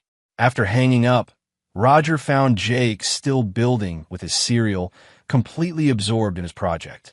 This was what Roger was fighting for, his son's right to grow up with at least one parent who kept promises, told the truth, and protected the people they loved. Tim arrived an hour later with updates from the investigation. Whitney's scheme was even more extensive than they'd originally discovered. "We found 6 other families," Tim reported. "Kansas City, Denver, Phoenix, Seattle, Dallas, and Miami. Whitney's been running this operation for 7 years, moving from city to city, targeting successful family businesses through the wives." How much money? Conservative estimate? About $40 million in destroyed businesses and stolen assets. He's been very good at covering his tracks, until now. Roger poured coffee for both of them. "What made him careless this time?" "You," Tim said simply. In every other case, he targeted men who trusted completely and never fought back when they discovered the betrayal. Divorce proceedings were usually settled quietly to avoid publicity. But you turned the tables on him. He underestimated his target. Badly. His previous victims were civilians, restaurant owners, small contractors, shop owners. He didn't realize he was trying to kind of combat veteran who'd spent years learning to identify and eliminate threats. Roger thought about his tours in Afghanistan, where the difference between survival and death often came down to reading people correctly. Whitney had been skilled at manipulation, but he'd never learned to hide his true nature from someone trained to see through deception. "There's something else," Tim continued. "Whitney's investors are claiming they had no knowledge of the fraud. They're trying to recover their money through civil suits, but they've also agreed to testify against him in exchange for immunity." "Good. Let them burn each other down." Roger's phone rang. Carmen's name appeared on the screen, calling from the county jail. "Don't answer it," Tim advised. Roger stared at the phone until it stopped ringing. A moment later, a voicemail notification appeared. He deleted it without listening. "She'll keep calling," Tim said. "Then I'll keep ignoring her. Carmen had months to tell me the truth, months to choose our family over Whitney's promises. She made her choice." Jake wandered into the kitchen, his cereal project apparently completed. "Dad, can we go to the park today?" Roger scooped his son into his arms, feeling the solid weight of innocent trust. "Absolutely, buddy. We can do whatever you want." As they prepared to leave, Roger caught sight of their reflection in the hallway mirror. Father and son, faces similar enough to be unmistakably related, standing together in a house that was finally free of lies and surveillance. Roger had lost a wife, but he'd save his son from growing up in a home built on deception. In the long run, that was the victory that mattered most. Chapter 9. New Foundations. 6 months later, Roger stood in the same spot where he discovered the surveillance equipment in Carmen's hospital room. But today, he wasn't a bewildered husband stumbling through betrayal. He was a man who'd rebuilt his life on foundations that couldn't be shaken. The divorce had been finalized 3 weeks ago. The paternity test had confirmed what Roger already knew. Carmen's baby wasn't his. Whitney was the father, which only strengthened Roger's case for sole custody of Jake. Carmen had received nothing in the settlement except her personal belongings and a lifetime ban from contacting Jake without court supervision. She testified against Whitney in exchange for a reduced sentence, but the judge had still given her 18 months in federal prison for conspiracy and fraud. Whitney hadn't been as fortunate. Without Carmen's cooperation, he might have negotiated a lighter sentence. With her testimony detailing his 7-year pattern of fraud across multiple states, he'd received 12 years in federal prison and restitution orders that would keep him bankrupt for the rest of his life. "Dad, are you okay?" Jake asked, tugging on Roger's sleeve. They were visiting Carmen one last time before her transfer to federal prison. Jake deserved the chance to say goodbye to his mother, even if she'd forfeited any right to be part of his future. "I'm fine, buddy. Are you ready to see Mom?" Jake nodded solemnly. At 9 years old now, he understood more about what had happened than Roger wished was necessary. But Jake had also proven resilient, adapting to their new routine with the flexibility of childhood. Carmen looked smaller somehow, diminished by the orange jumpsuit and the weight of consequences she'd never expected to face. She cried when she saw Jake, reaching through the glass partition with desperate fingers. "Baby, I'm so sorry. Mommy made terrible mistakes, but I love you so much." Jake pressed his small hand against the glass, matching hers. I love you too, Mom. But why did you lie to Dad? The question hung in the air like a physical thing. Roger watched Carmen struggle for an answer that would make sense to a child without destroying what little remained of her relationship with her son. Sometimes grown-ups make very bad choices, she said finally. I thought I was helping our family, but I was wrong. Very, very wrong. Will you come home when you get out of timeout? Carmen's eyes met Roger's through the glass. He saw her read the answer in his expression, saw her understand that there would be no reconciliation, no second chances, no path back to the family she destroyed. No, baby. Daddy is going to take care of you now. He's a good man, and he'll give you everything you need. After the visit, Roger and Jake drove to their new house, a modern construction on the other side of town, built by Roger's own hands on land that had never known betrayal or surveillance. Every beam, every nail, every carefully measured angle represented a fresh start. Dad, Jake said as they pulled into their driveway, are you going to get married again? Roger considered the question seriously. He'd been dating Dr. Sarah Chun, Jake's pediatrician, for 2 months now. She was kind, honest, and had never shown any interest in Roger's business beyond hoping he was happy in his work. Maybe someday, buddy. Would that be okay with you? As long as she's nice to us and doesn't lie. Those are good requirements. That evening, after Jake was asleep, Roger sat on his back porch with a beer and Tim's final report on the Whitney investigation. All of Whitney's previous victims had been contacted. Several had joined civil suits that would ensure Whitney remained destitute even after his prison sentence ended.